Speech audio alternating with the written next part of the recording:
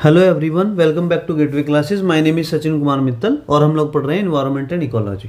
आज हम unit 4 start करने वाले हैं, जिसमें मेजरली हम पढ़ने वाले हैं current environmental issues of importance. मतलब जो हमारा इन्वायरमेंट है, जो हमारा ये पूरा एटमॉस्फेयर है, इसमें आज as on date basically present scenario में जो पूरा वर्ल्ड फेस कर रहा है वो मेजर क्या इश्यूज हैं। जैसे हम पढ़ने वाले हैं उसमें global warming, greenhouse effect.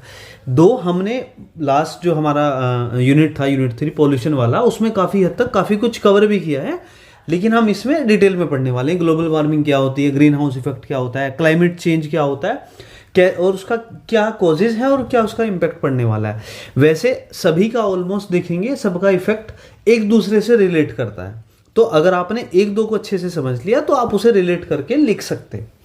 Acid rain क्या होती है, इसके क्या इम्पैक्ट होते हैं। Ozone layer formation and depletion हम पढ़ने वाले हैं। ओजोन लेयर जो हमारी एटमॉस्फेयर में पाई जाती है, वो ओजोन लेयर कैसे फॉर्म होती है, कैसे वो उसका डिप्लेशन हो रहा है और डिप्लेशन होने की वजह से क्या क्या उसके इम्पैक्ट आने वाले, ये हम देखने वाले हैं। देन हम लास्ट में देखने वाले हैं पॉपुलेशन ग्रोथ, जो हमारी पॉपुलेशन ग्रो कर रही है, और ऑटोमोबाइल पॉल्यूशन, मतलब जो ग्रोथ ऑफ पॉपुलेशन, ज़्यादा पॉपुलेशन होने की वजह से हम लोग ऑटोमोबाइल, जो हमारे 2 व्हीलर 4 व्हीलर मोटर कार्स, ये हम जो जनरली यूज़ कर रहे हैं, इसकी वजह से पॉल्यूशन भी इंक्रीज हो रहा है। और लास्ट में बर्निंग ऑफ पैडी स्ट्रो। आप पता है कि जो पैडी स्ट्रो क्या होता है, जो आजकल हम बोलते हैं कि पराली जलाने से, जैसे दिल्ली एनसीआर में आप देखोगे, या फिर जो भी धान होता है ना, बेसिकली जो वीट होता है, जो आपके ग्रेन्स वाली जो फसल होती है, उसका जो वेस्ट बचता है, जो उसे जलाने की वजह से, बेसिकली अगर हम उसे जलाते हैं तो जनरली हिंदी में हम बोलते हैं पराली जलाना। जो आपको पता ही है, जो भी पंजाब साइड से आप देखेंगे, वो वाला नॉर्थ जोन का पूरा एरिया है, कि उसकी वजह से जो पूरा पॉल्यूशन क्रिएट होता है। तो पॉल्यूशन इज अल्टीमेटली व्हाट, वो कहीं ना कहीं हमारे इन्वायरमेंट को, एटमॉस्फेयर को इम्पैक्ट करता है। इसलिए इस टॉपिक का पूरा जो यूनिट है current environmental issues of importance. चलिए हम स्टार्ट करते हैं क्वेश्चन नंबर 1 से। ये आया हुआ है, लेकिन इसमें ईयर नहीं डाला है, बट ये इंपॉर्टेंट क्वेश्चन ये आया हुआ है। देखिए, ये बोलते हैं what are the main dangerous environmental issues at present. मतलब क्या मेन हमारे इन्वायरमेंटल इश्यूज क्या हैं। Explain each of them by stating its cause and effect. उसके कॉजेज क्या है और इसके इफेक्ट क्या है। अब कंट्रोल मेजर्स भी आ सकते हैं, वो हम पैरेलली आपको बताते चलेंगे। वैसे जो कॉजेज होते हैं उसे ही अगर हम एलिमिनेट कर दें, उन्हें ही मिनिमाइज कर दें, तो वही अपने आप में कंट्रोल मेजर्स बन जाते हैं। पहले हम वैसे डिस्कस कर चुके हैं लास्ट यूनिट में, बट स्टिल हम अगेन फिर से करने वाले हैं स्टार्ट। चलिए देखते हैं ग्लोबल वार्मिंग। ग्लोबल वार्मिंग क्या होती है। वार्मिंग का मतलब समझ रहे हो आप, वार्म मीन्स की हीट अप, ज़्यादा टेम्परेचर बढ़ जाना और हीट अप हो जाना, टेम्परेचर में इंक्रीज होना, दैट इज वार्म। वार्म समझ रहे हो आप, कोल्ड एंड वार्म। ग्लोबल का मतलब वो क्या होता है, ग्लोबल मतलब ये पूरा वर्ल्ड या यूनिवर्स पूरा बेसिकली। तो यूनिवर्स क्या है बेसिकली, वो हमारा पूरा इन्वायरमेंट है। तो इन्वायरमेंट का टेम्परेचर, इस एटमॉस्फेयर का टेम्परेचर जब ज़्यादा हो जाए, उसे बोलते हैं ग्लोबल वार्मिंग। अंडरस्टूड। चलिए इसे टेक्निकल लैंग्वेज में देखते हैं। Global warming refers to the long term increase in earth's average surface temperature due to human activities. मतलब हम लोगों की ह्यूमन एक्टिविटीज़ की वजह से जो एटमॉस्फेयर है, जो ये अर्थ है हमारा, इसके ऊपर एटमॉस्फेयर है, तो आप देखोगे एक इसका परमानेंट ही जो एवरेज टेम्परेचर होना चाहिए था, उससे ज़्यादा अगर इंक्रीज हो जाता है परमानेंटली, लॉन्ग बोला ना मैं, लॉन्ग टर्म इंक्रीज, तो उसे ही हम बोलते हैं बेसिकली ग्लोबल वार्मिंग। मतलब वो गर्म हो गया है, ज़्यादा उसका टेम्परेचर बढ़ गया है परमानेंटली, इसे हमने बोल दिया global warming. Particularly the emission of green house gases, हमने ऑलरेडी लास्ट यूनिट में पढ़ा हुआ है ग्रीन हाउस गैसेज क्या होती हैं, बट हम इसमें भी देखने वाले हैं। जनरली जितने भी ग्रीन हाउस गैस होती हैं, वो कार्बन डाइऑक्साइड, सल्फर, नाइट्रोजन, इनसे मिलकर बेसिकली ये बनती हैं, इन्हें हम ग्रीन हाउस गैसेज कहते हैं, क्योंकि ये ग्रीन हाउस इफेक्ट डालती हैं। ग्रीन हाउस इफेक्ट क्या होता है, हम नेक्स्ट स्लाइड में आगे देखने वाले हैं।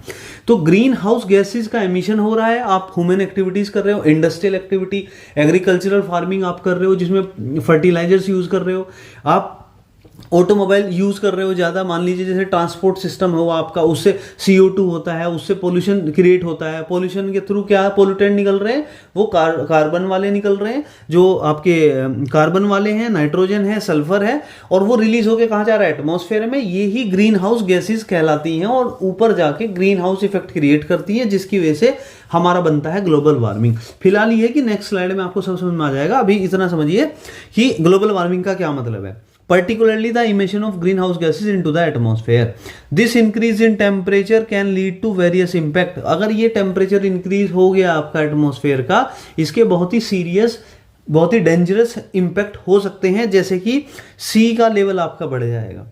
अल्टर्ड वेदर पैटर्न, सी का लेवल कैसे बढ़ेगा फर्दर हम सब्सिक्वेंट स्लाइड्स में आपको एक्सप्लेन करेंगे। वेदर जो पैटर्न बनते थे पहले, सर्दी आती है, गर्मी आती है, स्प्रिंग सीजन होता है, आपका मानसून सीजन होता है, जितने भी टाइप के सीजन होते हैं वो सारे सीजन का पैटर्न ही चेंज हो जाएगा, क्योंकि आपने ग्लोबल वार्मिंग की वजह से जो इम्पैक्ट आएगा अपने एटमॉस्फेयर पे, अपने लाइवलीहुड पे, वेदर पैटर्न पे, उसकी वजह से पूरा इधर उधर होने वाला है एंड इकोसिस्टम पूरा डिसरप्ट हो जाएगा, पूरा जो है डिस्टर्बेंस आ जाएगा। ठीक है, ग्लोबल वार्मिंग आपको समझ में आया। चलिए अभी हम देख रहे हैं ग्रीन हाउस इफेक्ट। अभी ये समझना, आपको सब समझ में आ जाएगा, बस ये आपको हल्का सा समझना। ठीक है, मेरे साथ रहना, आपको सब समझ आएगा। Green house effect, green house effect क्या होता है? जो ग्रीन हाउस गैसेज की वजह से होता है वो ग्रीन हाउस इफेक्ट होता है। लेकिन होता क्या है बेसिकली, समझना मेन हमें ये है।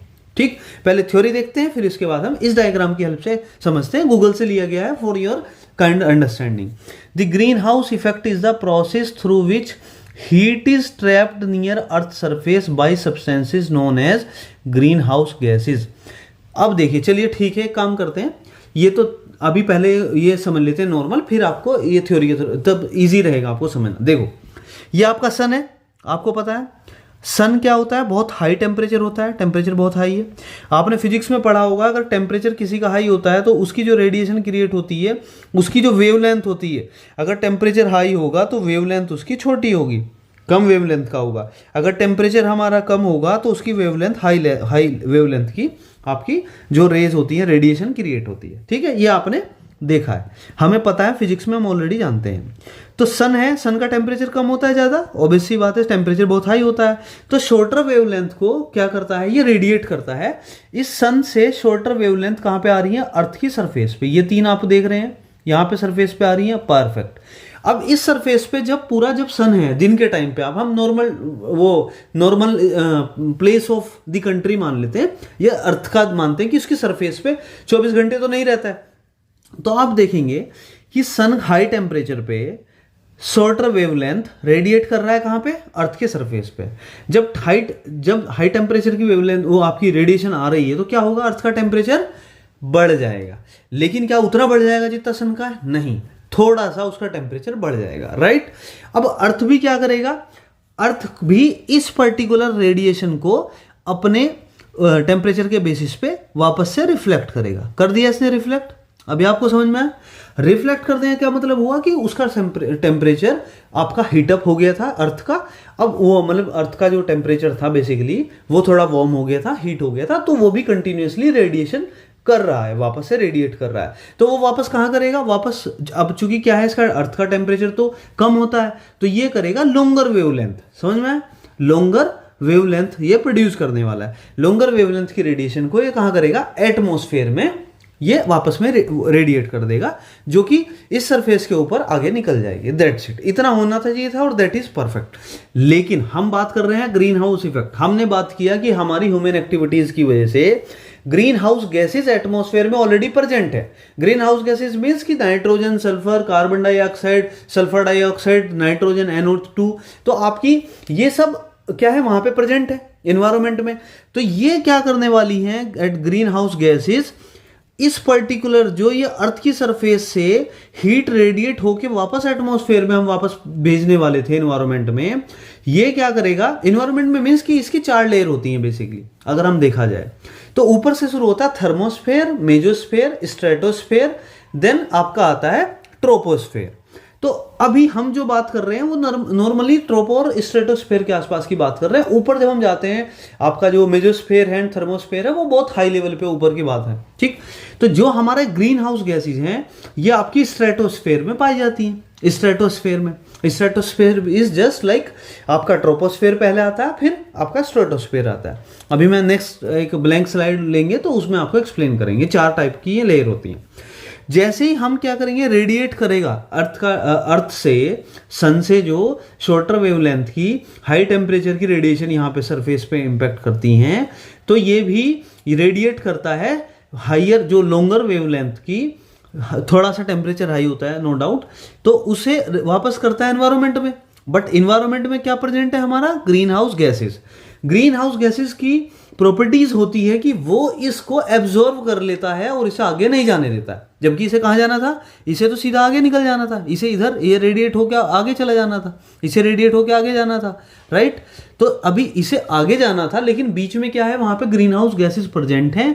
तो ग्रीन हाउस गैसेस का क्या प्रॉपर्टी होती है कि वो इस लॉन्गर वेवलेंथ की रेडिएशन को या हीट को आगे पास होने नहीं देता और उल्टा एब्जॉर्व कर लेता है। अब जब इसने एब्जॉर्व कर लिया तो ऑब्वियसली बात है, हीट यहीं की यहीं पे रह जाएगी सरफेस के आसपास ही, ये इसी के आसपास यहाँ पे एब्जॉर्व हो चुकी है। तो अल्टीमेटली क्या होगा, अब हमारा इन्वायरमेंट का, एटमॉस्फेयर का और अर्थ का टेम्परेचर इंक्रीज हो जाएगा। That is known as global warming. I hope आपको ये समझ में आया होगा। नहीं तो हम फिर से क्या करते हैं, एक बार फिर से इजी वे में और एक्सप्लेन करते हैं। देखिए सन है, सन की पहले तो आप समझिए 4 हमारी लेयर होती हैं अर्थ के चारों। पहले होता है हमारा थर्मोस्फेयर, फिर होता है हमारा मेजोस्फेयर, फिर होता है स्ट्रेटोस्फेयर, फिर हमारा होता है आपका ट्रोपोस्फेयर। तो हम ट्रोपोस्फेयर और ये वाले की बात कर रहे हैं। यहाँ पे एक्चुअली आपकी अर्थ है, इसके सरफेस है, और फिर ये आपका एनवायरनमेंट है, पूरा का पूरा एटमॉस्फेयर होता है। तो मेजरली ये कॉन्टेक्ट में होता है थर्मोस्फेयर और ट्रोपोस्फेयर एंड स्ट्रेटोस्फेयर। ठीक है, अब हम बात करते हैं सन से। सन तो बहुत हाई होता है, ऊपर होता है, इसलिए इन सब लेयर से ऊपर होता है। वहां से शॉर्टर वेवलेंथ की हाई टेम्परेचर पे हीट आपकी आ रही है, रेडिएशन की फॉर्म में टकरा रही है किस पे, आपके अर्थ के सरफेस पे, राइट। आपको ये समझ में आ रहा है, ठीक है। जब वो इससे हीट करेगा यहाँ पे, इसका टेम्परेचर हाई हो जाएगा। फिर बाद में क्या होगा कि अर्थ भी रेडिएशन प्रोड्यूस करेगा, लेकिन चूंकि अर्थ का टेम्परेचर रिलेटिवली कम होता है तो वो लॉन्गर वेवलेंथ की रेडिएशन प्रोड्यूस करेगा, जिसे वापस जाना चाहिए कहाँ पे, वापस से एनवायरमेंट से बाहर निकलना चाहिए बेसिकली, ठीक है। लेकिन यहाँ पे चूंकि हमने बोला कि हमारी ह्यूमन एक्टिविटीज की वजह से हम ऑलरेडी एनवायरनमेंट में पोल्यूशन कर चुके हैं, जिसमें ग्रीन हाउस गैसेस आ चुकी हैं। अभी ग्रीन हाउस गैसेस की प्रॉपर्टी क्या होती है, जो ये वापस रेडिएट वो रिफ्लेक्ट करके इसे वापस से भेजना था इसे बाहर, ये अपने आप में क्या करेंगे, एब्जॉर्व कर लेंगी। और ग्रीन हाउस गैसेस कहाँ पे रहने वाला है, वो तो एनवायरनमेंट में ही रहने वाला है, वो तो कहीं जाने वाला नहीं है। तो अल्टीमेटली टेम्परेचर इंक्रीज हमारा हो गया। क्यों? क्योंकि हमने उस हीट को पास होने ही नहीं दिया, हमने उसे जाने ही नहीं दिया, उसे एब्जॉर्व कर लिया ग्रीन हाउस गैसेस ने। इसीलिए बहुत बड़ा आपका निगेटिव इंपैक्ट होता है ग्रीन हाउस गैसेस। समझ में आया? This entire phenomena is known as आपका ग्रीन हाउस इफेक्ट। और ग्रीन हाउस जो गैसेस होती हैं उसकी वजह से हो रहा है, तो that is why it is known as greenhouse effect. चलिए अब पढ़ते हैं। Greenhouse effect is the, देखो अब ध्यान से देखेंगे, process through which heat is trapped near the earth surface. मतलब हीट ट्रैप हो गई है अर्थ सरफेस के पास में, अब जिसकी वजह से ट्रैप हो गई है, मतलब उसका टेम्परेचर बढ़ना है। तो obviously by substances called greenhouse gases, यही बोल रहे थे हम, greenhouse gases. These gases form like a blanket enveloping over planet. मतलब अर्थ के चारों तरफ एक कंबल सा हो गया, ब्लैंकेट टाइप हो गया, अब उसे आगे जाने नहीं दे रहा। ब्लैंकेट में क्या होता है कि ब्लैंकेट में आपको विंटर सीजन में आपने ब्लैंकेट ओढ़ लिया तो आपको क्या होगा, हीट बाहर से अंदर नहीं आएगी, अंदर से जो गर्मी है वो बाहर नहीं जाएगी बेसिकली। तो आपको उसने एनवेलप, बेसिकली एक सेफ गार्ड की तरफ उसने बचा लिया। तो वही बोल रहे हैं कि अर्थ के सरफेस की तरफ पे इन्होंने ग्रीन हाउस गैसेस ने एक एनवेलप बना लिया है, जिसके आगे वो हीट जाने ही नहीं दे रहे हैं। अब उसकी वजह से प्रॉब्लम क्या होगा कि अगर हीट बाहर नहीं जाएगी तो अर्थ का टेम्परेचर बढ़ जाएगा, helping to maintain a warmer temperature, that is known as global warming. Greenhouse gases consist of, जैसे हमने बोला कार्बन डाइऑक्साइड, मीथेन भी होती है, ओजोन होती है, नाइट्रस ऑक्साइड होता है, क्लोरोफ्लोरोकार्बन, वाटर वेपर, ये सब इस टाइप के हमारा जनरली होता है। Global warming is caused by green house effect. ये आपको समझ में आ गया, आपको ग्लोबल वार्मिंग समझ में आ गया, ग्रीन हाउस इफेक्ट समझ में आ गया।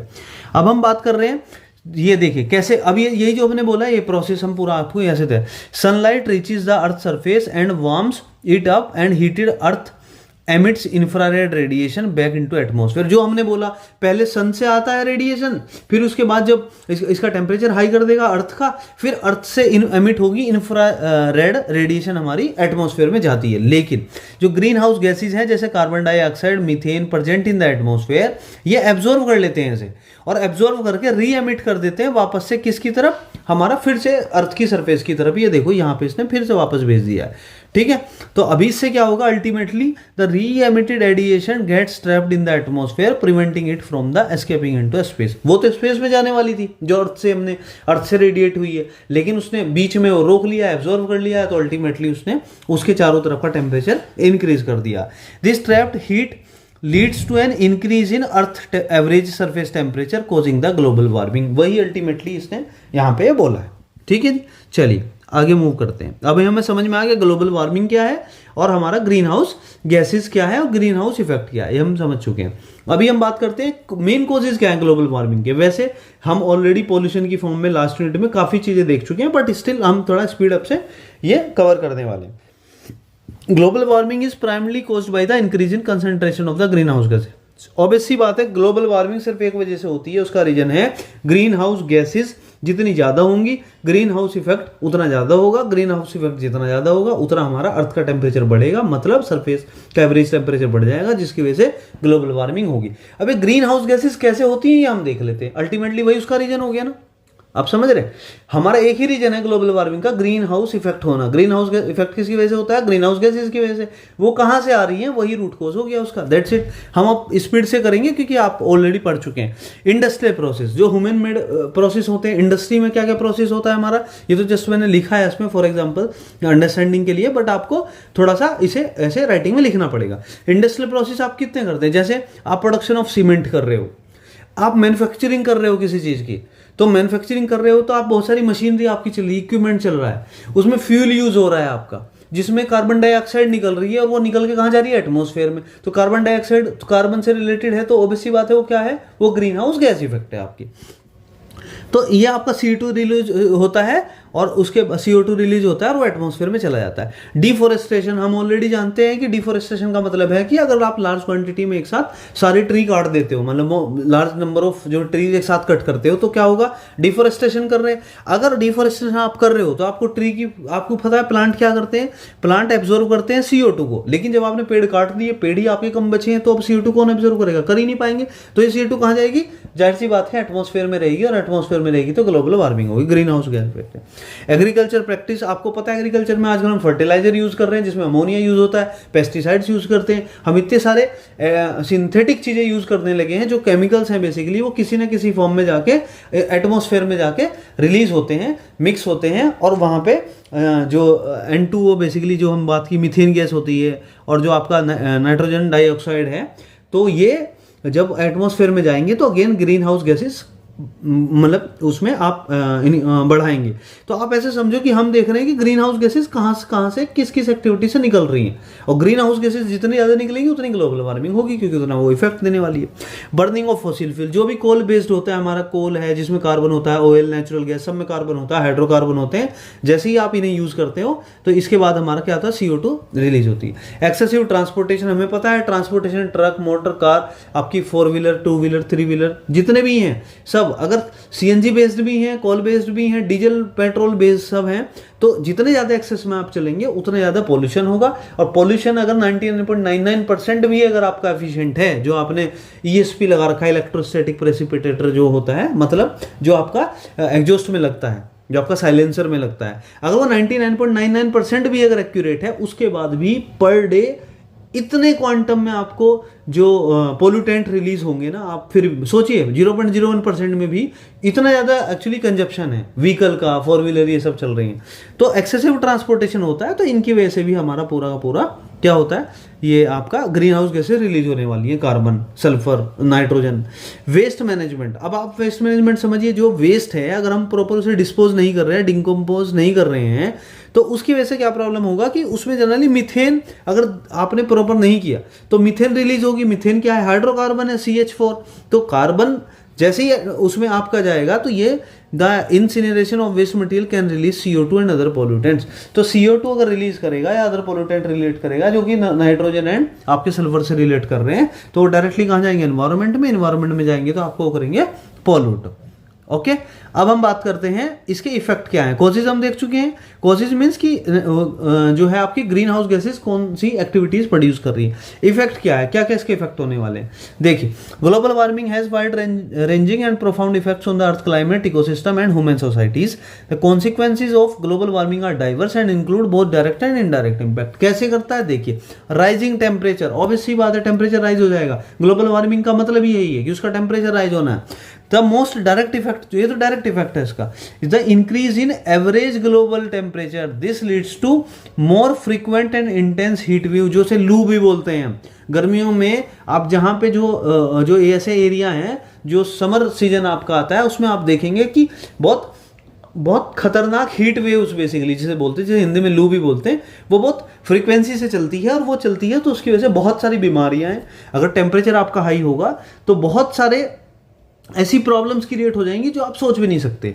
वो चाहे मेडिकली डिसीज मान सकते हो आप, या आप दूसरे फैक्टर मान सकते हो, affecting both terrestrial and marine environment.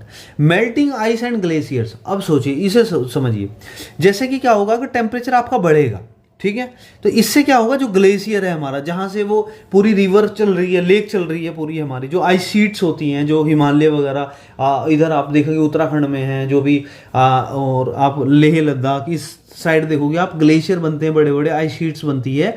तो वो क्या होगा, उधर तो अगर टेम्परेचर हाई होगा तो वो गलने शुरू हो जाएंगे, पिघलने शुरू हो जाएंगे, और अगर वो पिघलने स्टार्ट हो गए, वो मेल्ट होने स्टार्ट हो गए, तो ऑब्वियस सी बात है सी में आपका पानी का लेवल बढ़ जाएगा। तो जैसे ही पानी का लेवल बढ़ा, सी लेवल बढ़ा, तो उसके आसपास की जितनी भी लाइफ है पूरी डिस्टर्ब हो जाएगी, फ्लड आ जाएगी, आपकी फ्लड आ जाएगी। जो छोटे मोटे आइलैंड है जिसे द्वीप बोलते हैं, वो तो डूब जाएंगे सारे के सारे, क्योंकि पानी का लेवल बढ़ गया ना। आप समझिए, जो भी कोस्टल एरिया है, जो समुद्र के किनारे बसे हुए एरिया है, वो तो पूरे डूब जाएंगे पूरे के पूरे, क्योंकि सी लेवल ऐसे थोड़ी बढ़ेगा कि 1-2 mm से बढ़ गया, वो तो मीटर और उसमें बढ़ेगा, फीट्स में, आप समझ रहे, फीट्स एंड मीटर्स, राइट। तो आप, ये भी एक रीजन है। सी लेवल राइज, सेम जो हमने ऊपर पढ़ा है यही है। The melting of ice and expansion of sea water as it warms contribute to rising sea level, this phenomena poses risk to coastal community. जो कोस्टल मतलब जो समुद्र के किनारे जो रहते हैं, वो कोस्टल कम्युनिटी बोलते हैं उन्हें। तो उसकी वजह से क्या, फ्लड हो जाएगा, इरोजन ऑफ सॉइल हो जाएगा, साल्ट वाटर। अब देखिए, जब सी का लेवल बढ़ेगा तो सी में तो साल्ट वाटर होता है, वो सॉल्ट वाटर का जब लेवल बढ़ेगा, वो इधर उधर फैलेगा, तो आपकी लेक्स, रिवर्स, जो ड्रिंकिंग वाटर है, उसमें भी मिक्स होने का पूरा चांसेस है। Changes in precipitation pattern, precipitation का मतलब होता है बारिश, जो रेनफॉल होती है। Global warming can alter precipitation patterns leading to more intense rainfall in some regions and extended drought in others. मतलब क्या है कि अगर ग्लोबल वार्मिंग बढ़ती है, यानी टेम्परेचर बढ़ता है, तो उसकी वजह से हमारा जो रेनफॉल होने वाली थी उसके पैटर्न में भी पूरा चेंज आ जाएगा। जैसे कहीं कहीं पे वो इंटेंस रेनफॉल हो जाएगा बेसिकली, और कहीं कहीं पे क्या होगा, एक्सेस में ड्रोट, सूखा पड़ जाएगा। तो वो पूरा का पूरा पैटर्न ही डिस्टर्ब हो जाएगा। जैसे कि हमने बोला, ग्लोबल वार्मिंग से पूरा हमारा इकोसिस्टम ही डिसरप्ट होने वाला है। ठीक है, चलिए नेक्स्ट पॉइंट देखते हैं। Shift in ecosystems and biodiversity. मतलब सिंपल है कि अगर आपकी ग्लोबल वार्मिंग हो गई तो पूरा का पूरा इकोसिस्टम डिसरप्ट हो गया है, by affecting the distribution and behaviour of plant and animal species. Some species में struggle to adopt leading to shift in the biodiversity potential extinction. Extinction मतलब होता है विलुप्त हो जाना। हो सकता है किसी पर्टिकुलर टाइप की स्पेसीज हो या कोई प्लांट हो जो उस पर्टिकुलर हाई टेम्परेचर पे सर्वाइव ही ना कर सके। कुछ जीव ऐसे होते हैं जो सिर्फ लो टेम्परेचर में ही रह सकते हैं। अगर टेम्परेचर आपका बढ़ गया तो वो उसे एडॉप्ट ही नहीं कर पाएंगे। और जैसे हड़प्पा सिविलाइजेशन था हमारा, इंडस सिविलाइजेशन हम बात करते हैं, पुरानी हिस्ट्री में पढ़ते हैं, वो सब विलुप्त हो गए थे क्लाइमेट चेंज की वजह से, एनवायरनमेंट चेंज की वजह से। ये सेम इसी टाइप से हमारा कुछ हो सकता है, एनिमल की स्पेसीज या प्लांट की स्पेसीज वो खत्म ही हो जाए परमानेंट, राइट। ठीक। Threats to agriculture and food security. अभी देखिए, अगर आपका ये डिफरेंस होगा फूड सिक्योरिटी में और इसमें, देखिए changes in temperature and precipitation patterns can impact the crop yield and food production. Increase frequency of extreme weather events poses risk to agriculture system potentially leading to food shortage. Simple इसका मतलब है, अगर बारिश सही से नहीं होगी तो जो किसान है, जो फार्मर है, वो एग्रीकल्चर लैंड पे फार्मिंग कर रहा है, किसी पर्टिकुलर क्रॉप को किसी टाइम पे पानी चाहिए। जैसे आपकी धान की फसल होती है, जो आपके राइस वाले जो क्रॉप होती है वो मानसून में ही होती है एक्चुअली। उसके लिए मानसून एंड पानी इज इक्वली इंपॉर्टेंट, बहुत ज़्यादा इंपॉर्टेंट है उसके लिए। अगर आपका वो क्या होगा, इम्प्रॉपर पैटर्न हो गया, क्यों, किसकी वजह से, ग्लोबल वार्मिंग की वजह से। तो अगर बारिश सही से नहीं होगी तो आपके फूड जो आपका जो राइस ग्रेन से होने चाहिए थे वो उतने नहीं होंगे तो ऑब्वियसली बात है आपको फूड सिक्योरिटी, आपके फूड में प्रॉब्लम हो सकती है, आपकी क्रॉप डैमेज हो सकती है। हेल्थ इंपैक्ट, हेल्थ भी के भी इसके बहुत सारे इंपैक्ट है। जैसे हमने बोला था हीट वेव, लू चलती है आपकी, तो वो बहुत हीट रिलेटेड इलनेस कर सकती है आपको, बहुत सारी डिसीज क्रिएट कर सकती है आपकी बॉडी में। And changes in the precipitation patterns can influence the spread of disease carried by water and insect. मतलब अगर बारिश जो है, बारिश का पानी होता है जमा, उसमें मच्छर भी होते हैं, तो उसमें बहुत सारी डिसीज भी क्रिएट होती हैं, बहुत सारे बैक्टीरिया वायरस वगैरह होते हैं। तो अगर पानी बहुत ज़्यादा बारिश हो गई किसी पर्टिकुलर जगह एरिया में, तो पानी भर जाएगा, पानी भर जाएगा तो उससे प्रॉब्लम क्रिएट हो जाएगी, water borne and water induce disease हम पढ़ चुके हैं ऑलरेडी, राइट। ठीक है, social and economic disruption. The impact of global warming can result in social and economic disruption including displacement of communities due to sea level rise और extreme weather events, increase competition for resources and change in availability of water and food. Simple है, social and economic disruption का क्या मतलब है, किसी particular area में global warming की वजह से सी का लेवल बढ़ गया है, वहाँ बाढ़ आ गई है, तो लोगों को वहाँ से छोड़ के जाना पड़ेगा, तो उसे बोलेंगे सोशल डिसरप्शन। इकोनॉमिक का क्या हुआ, अगर किसी एरिया में पानी आ ही नहीं रहा है, बारिश ही नहीं हो रही है ग्लोबल वार्मिंग की वजह से, या पानी बहुत ज़्यादा आ रहा है, तो आपकी क्रॉप या फसल प्रॉपर हो ही नहीं पा रही है, तो वहाँ तो खाना नहीं मिलेगा आपको। तो इकोनॉमिक मतलब इकोनॉमिकली देखा जाए तो वहाँ पे फूड सिक्योरिटी को लेके आप वहाँ पे रह नहीं सकते, क्योंकि वहाँ पे अर्निंग का कोई आपके पास साधन नहीं है, कोई भी सिस्टम नहीं है, तो आपको वहाँ से माइग्रेट करना पड़ेगा दूसरी जगह। तो पूरा का पूरा आपका सोशल एंड इकोनॉमिक डिसरप्शन आ गया, राइट। ठीक है, अभी हम ये भी कर चुके हैं कवर। अब ये पॉइंट आता है क्लाइमेट चेंज। ये हमें ऑलरेडी पता है, climate change is basically same. जो हमने बोला ना हमारा टेम्परेचर चेंज हो रहा है, ग्लोबल वार्मिंग, वो भी अपने आप में क्या है, क्लाइमेट चेंज है। लेकिन इन्होंने पता नहीं एक टॉपिक अलग से दिया है ये इसमें, तो इसीलिए सिलेबस में हम इसे कवर देख लेते हैं थोड़ा सा। बाकी इसमें बहुत ज़्यादा कुछ ऐसा है नहीं, सेम ही है, आप घबराओ मत, बिल्कुल सेम है। Climate change refers to significant and lasting changes. जो आपका क्लाइमेट है, जो पूरा मौसम जिसे बोलते हैं, वो उसमें सिग्निफिकेंट और लॉन्ग लास्टिंग, मतलब कि सिग्निफिकेंट मतलब अच्छा खासा अमाउंट में हो, जो कि नोटेबल हो, और लास्टिंग मतलब कि वो परमानेंट हो। बेसिकली चेंज अगर आ जाए अर्थ के क्लाइमेट पैटर्न में, तो उसे हम बोलते हैं क्लाइमेट चेंज। ठीक है, significant and lasting changes in the earth climate pattern over an extended period.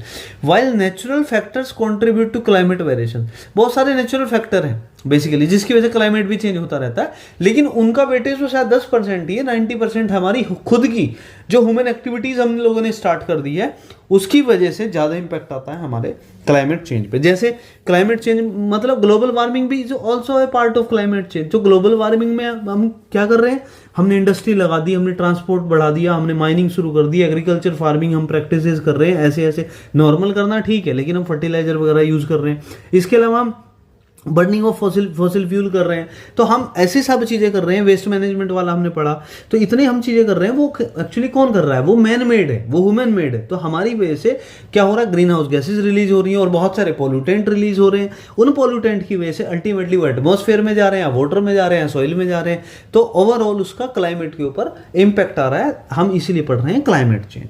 ठीक है, तो अब हम बात कर रहे हैं while natural factors contribute to climate change, the term is often associated with anthropogenic कुछ नहीं होता, जो ह्यूमन इंड्यूस्ड है। जैसे हमने इंडस्ट्री लगा के काम चालू किया, इसे बोलेंगे एंथ्रोपोजेनिक, क्योंकि हमने खुद से किया, नेचुरल नहीं थी, वहां पे इंडस्ट्री तो थी नहीं।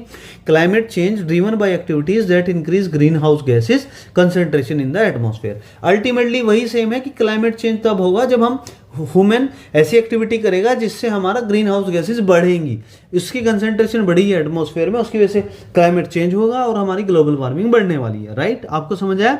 अब हम मेन कॉजेज क्या है इसके, सेम है जैसे ग्लोबल वार्मिंग के थे, जैसे industry process, deforestation, agriculture practice, burning of fossil fuel, excessive transport में बिल्कुल सेम है। डिक्टो आपको सेम लिखना है, इसलिए हम इसमें दोबारा नहीं कर रहे हैं, क्योंकि अल्टीमेटली इसे कंटेंट ही बढ़ाना है, अननेसेसरी उसका होने वाला कुछ नहीं, जबकि सेम वही मैटर है। जो ये लाइन देख रहे हैं आप कि जो आपका क्लाइमेट चेंज है, इसके क्या कॉजेज है, इसके मेन कॉज वही है कि ये जो इंक्रीज हो जाता है ग्रीन हाउस गैसेस, ये मेन फैक्टर है इसका क्लाइमेट चेंज होने का। यही फैक्टर किसका था, ग्लोबल वार्मिंग को बढ़ाने का।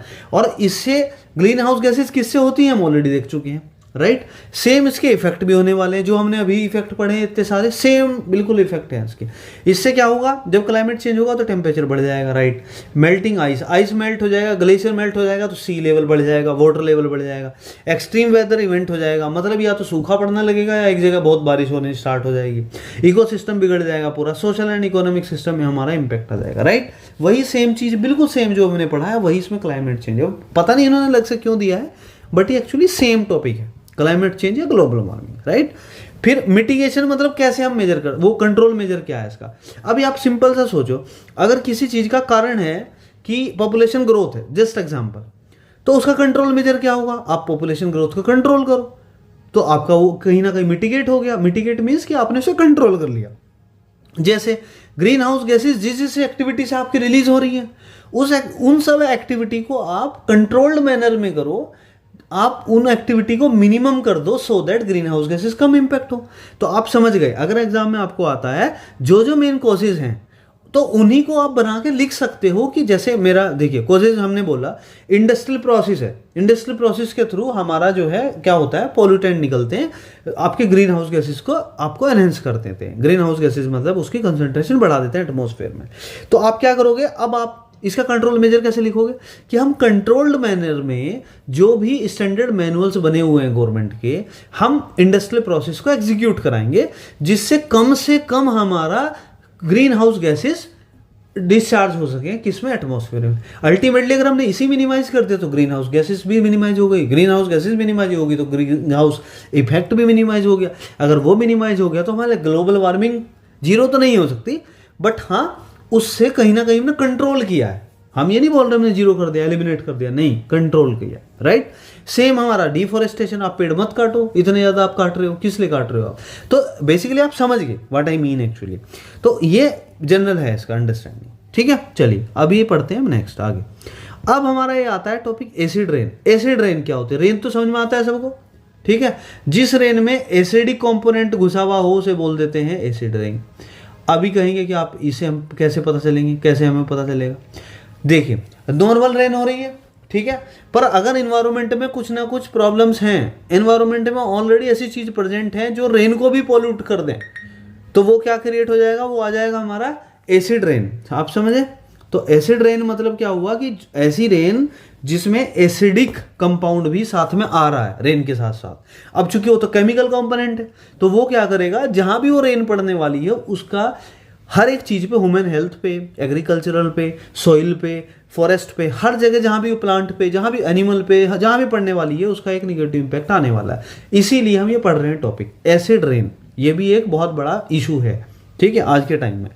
Acid rain refers to precipitation, मतलब रेन, स्नो, स्लीट और hail with acidic component, primarily sulphuric acid and nitric acid. Generally कौन से हैं वो, H2SO4 और HNO3, मतलब नाइट्रिक एसिड हो या सल्फ्यूरिक एसिड के साथ वो रेन फॉल हो रही है। अभी रेन हो रहा है बारिश, पर वो नॉर्मल बारिश नहीं है, that contains the acidic component which can be sulphuric acid या फिर नाइट्रिक एसिड। अभी समझ में आया, ये एसिड रेन होती है। अब हम इसका रीजन भी देखेंगे क्या है और उसका इफेक्ट भी देखने वाले। It occurs when emission of sulphur dioxide and nitrogen dioxide या nitrogen oxides NOx from human activities, particularly industrial process and combustion of fossil fuel, react with atmospheric moisture to form acidic component।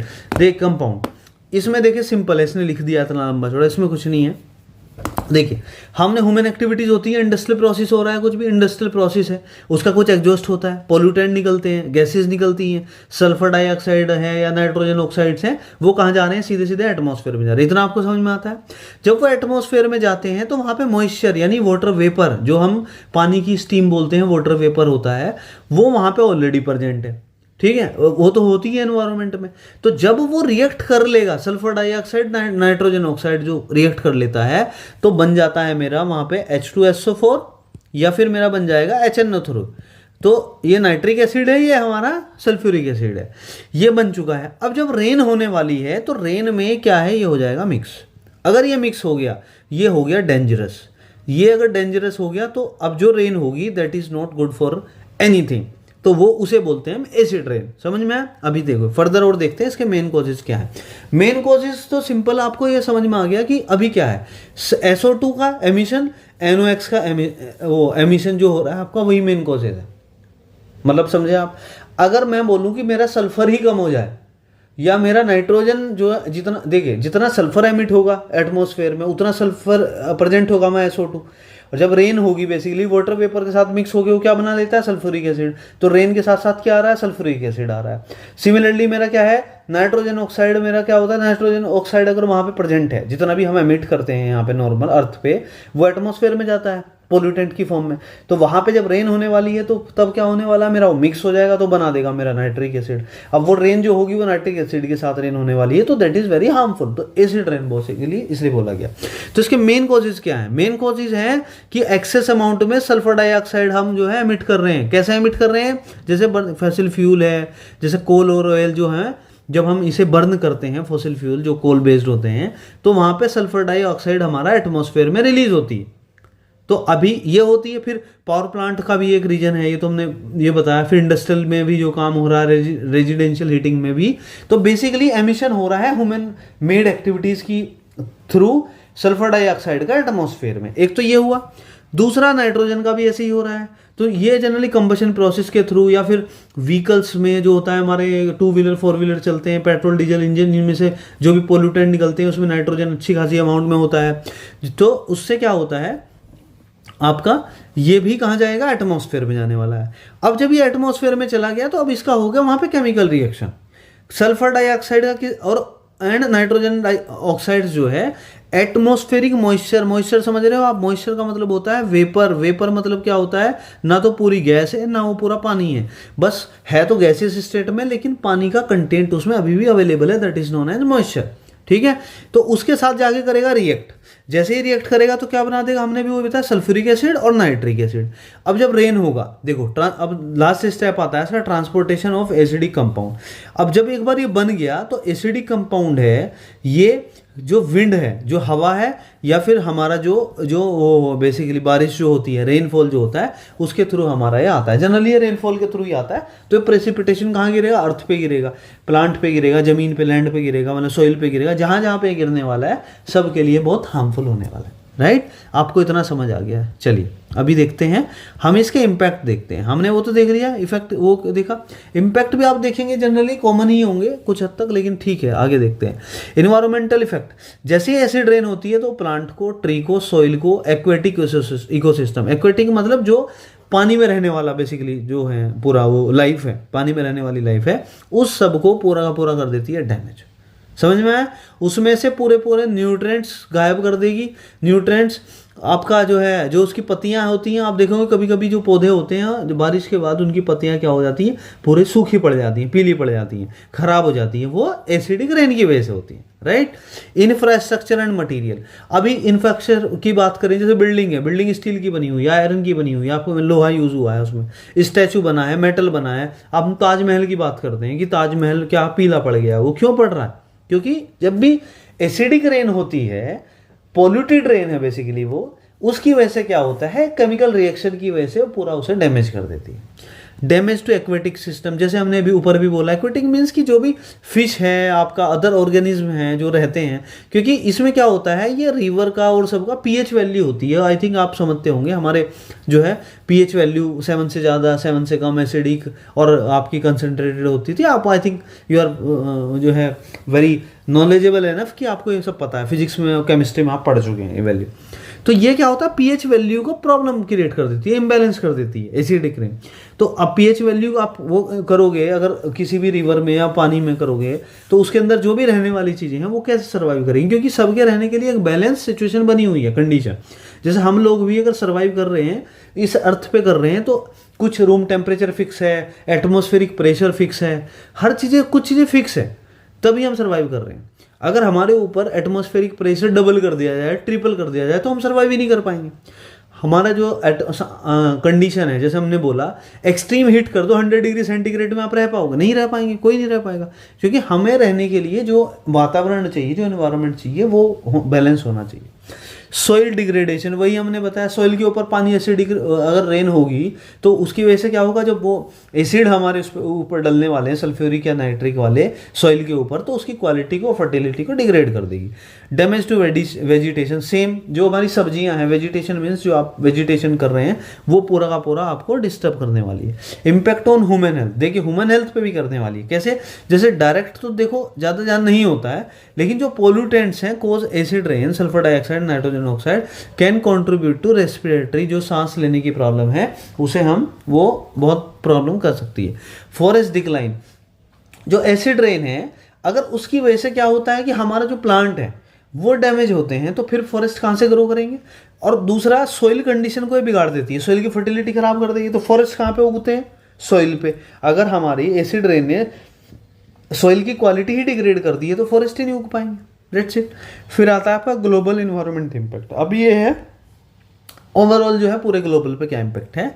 ये मतलब basically ये है कि ये कोई local issue नहीं है, ये ग्लोबल प्रॉब्लम है, ठीक है, जो कि कहीं ना कहीं पूरे ही ग्लोबल को, पूरे वर्ल्ड को इम्पैक्ट पड़ रही है, इम्पैक्ट करती है। ठीक, चलिए अब हम देखते हैं इसका मिटिगेशन क्या हो सकता है। राइट, हम क्या देख रहे हैं, अभी तक तो हमने इसके कॉजेज देख लिए, इम्पैक्ट देख लिए। मिटिगेशन मीन्स क्या है, मिटिगेशन बोले तो इसे कंट्रोल कैसे करें, इसका कंट्रोल मेजर्स क्या हो, ठीक है, ये हमारा होता है। तो एमिशन रिडक्शन सिंपल है, अभी किस वजह से हो रहा है, एमिशन हो रहा है किस चीज़ का, ऊपर सल्फर जा रहा है, नाइट्रोजन जा रहा है, या तो SO2 जा रहा है एटमॉस्फेयर में, या NOx जा रहा है। उन दोनों का अगर हम जाना ही रोक दें, उनका एमिशन ही कम कर दें यहाँ पे, तो वो एटमॉस्फेयर में जाएंगे नहीं। अगर वो नहीं जाएंगे तो वहाँ पे वो रिएक्शन करके आपका वो बनाएंगे ना सल्फ्यूरिक एसिड बनेगा, ना आपका नाइट्रिक एसिड बनेगा। जब एसिड नहीं बनेगा तो फिर एसिड रेन होगी ही नहीं। You are getting my point. तो वही मेजर करना है कि एमिशन का रिड्यूस करना है। कैसे करना है, आपको प्रॉपर रेगुलेशन लगाने हैं, सरकार को बोलना है कि BS4 नहीं चलेगा, BS3 नहीं चलेगा, डायरेक्ट आप ऐसे स्टैंडर्ड लगाइए। आप अपनी बाइक में, गाड़ियों में, 2 wheeler, 4 wheeler, 3 wheeler, 6 wheeler, 10 wheeler, जितने भी टाइप के आपके व्हीलर हैं, आप में पोल्यूशन फ्री आपको डिवाइसेस लगानी ही लगानी है, चाहे वो थोड़ा महंगा पड़ जाए तो कोई दिक्कत नहीं। पोल्यूटेंट आपको रिलीज नहीं करने हैं, क्योंकि अगर पोल्यूटेंट जितने ज़्यादा रिलीज करेंगे तो वो आपके एनवायरनमेंट को इम्पैक्ट करेंगे और पूरा का पूरा ओवरऑल सिस्टम बिगड़ जाएगा। राइट, तो जिससे हमारा रिड्यूस करें सल्फर डाइऑक्साइड या नाइट्रोजन ऑक्साइड को। ऑल्टरनेटिव एनर्जी रिसोर्स मतलब जो हम डीजल, पेट्रोल ये सब यूज़ कर रहे हैं, कन्वेंशनल पावर प्लांट यूज़ कर रहे हैं, जो हम पढ़े थे नेचुरल रिसोर्सेज में, ठीक है, वो यूज़ कर रहे हैं, उन्हें हटा दें। जिसमें क्योंकि उसमें तो फॉसिल फ्यूल यूज़ होता है, कार्बन बेस्ड होता है, उसमें कोल बेस्ड होता है, तो अगर वो जलेगा तो उसमें से कुछ तो निकलेगा ना एग्जॉस्ट, तो वो निकलेगा तो गलत है। तो हम ऑल्टरनेट यूज़ कर लें, जैसे विंड एनर्जी होती है रिन्यूएबल टाइप की, आपकी सोलर पावर प्लांट होता है, आपका जो है, आप विंड पढ़ा था हमने, जियो थर्मल पढ़ा था हमने, ठीक है, हमने इस टाइप की काफ़ी सारी रिन्यूएबल ऑल्टरनेटिव एनर्जी रिसोर्सेज पढ़े थे, जिसमें हमें अगर हम वो यूज़ करते हैं एफिशिएंटली तो हमारा क्लीन और ग्रीन एनर्जी वो होती है बेसिकली।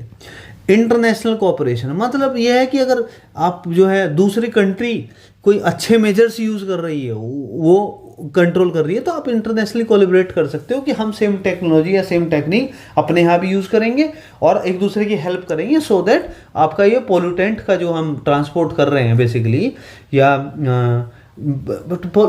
ट्रांसपोर्ट करने में मतलब कभी कभी क्या होता है कि साइड वाली कंट्री में बहुत ज़्यादा मिसयूज़ हो रहा है, वहाँ पोल्यूटेंट रिलीज हो रहे हैं, तो वो एटमॉस्फेयर में जाएंगे, तो एटमॉस्फेयर तो किसी के हाथ में नहीं है कि वो किसका है, इंडिया का है कि वो US का है, UK का है, तो अल्टीमेटली वो तो सारे पूरे ही ग्लोबल को इम्पेक्ट करने वाला है। तो इसलिए उस चीज़ को आपस में कोलेबरेट करके हमें मैनेज करना है। स्टार्ट करते हैं। क्वेश्चन नंबर 2 है, what do you mean by ozone layer formation, also explain the cause and effect of ozone layer depletion in detail. Ozone layer जो है उसका डिप्लेशन हो रहा है, तो क्या उसके कॉज हैं और क्या उसके इफेक्ट, हमारे निगेटिव इम्पैक्ट हमारे आ रहे हैं। ओजोन लेयर देखिए, ओजोन लेयर, ओजोन का जो केमिकल सिंबल्स है, ऑक्सीजन के 3 एटम होते हैं बेसिकली, O3, इसे हम बोलते हैं ओजोन।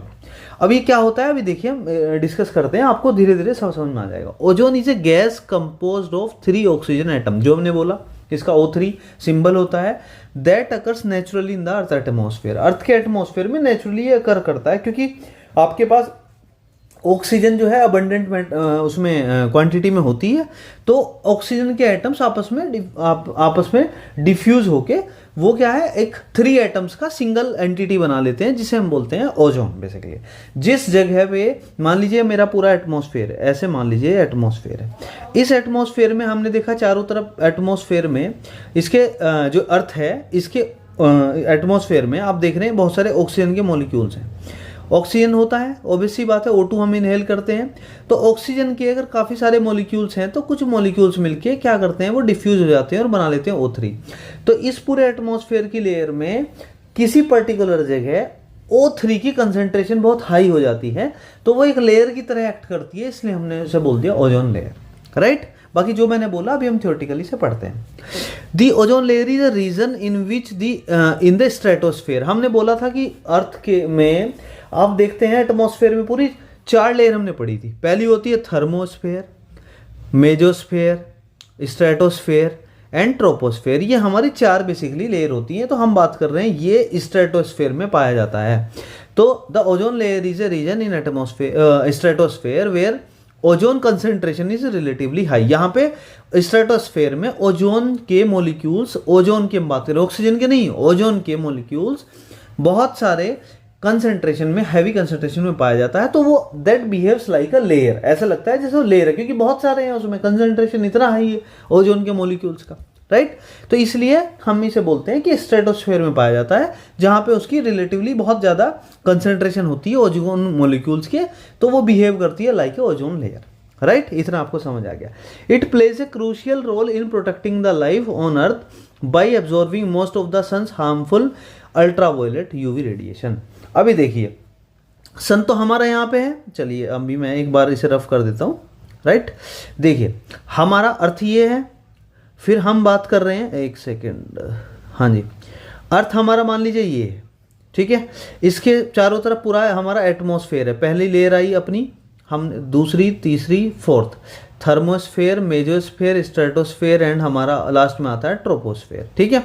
सन है, सन की हमारी क्या आती है, सन बहुत हाई टेम्परेचर पे रहता है, लोअर एक शॉर्टर वेवलेंथ की इससे रेडिएशन आ रही है, किस पे, अर्थ के ऊपर, राइट।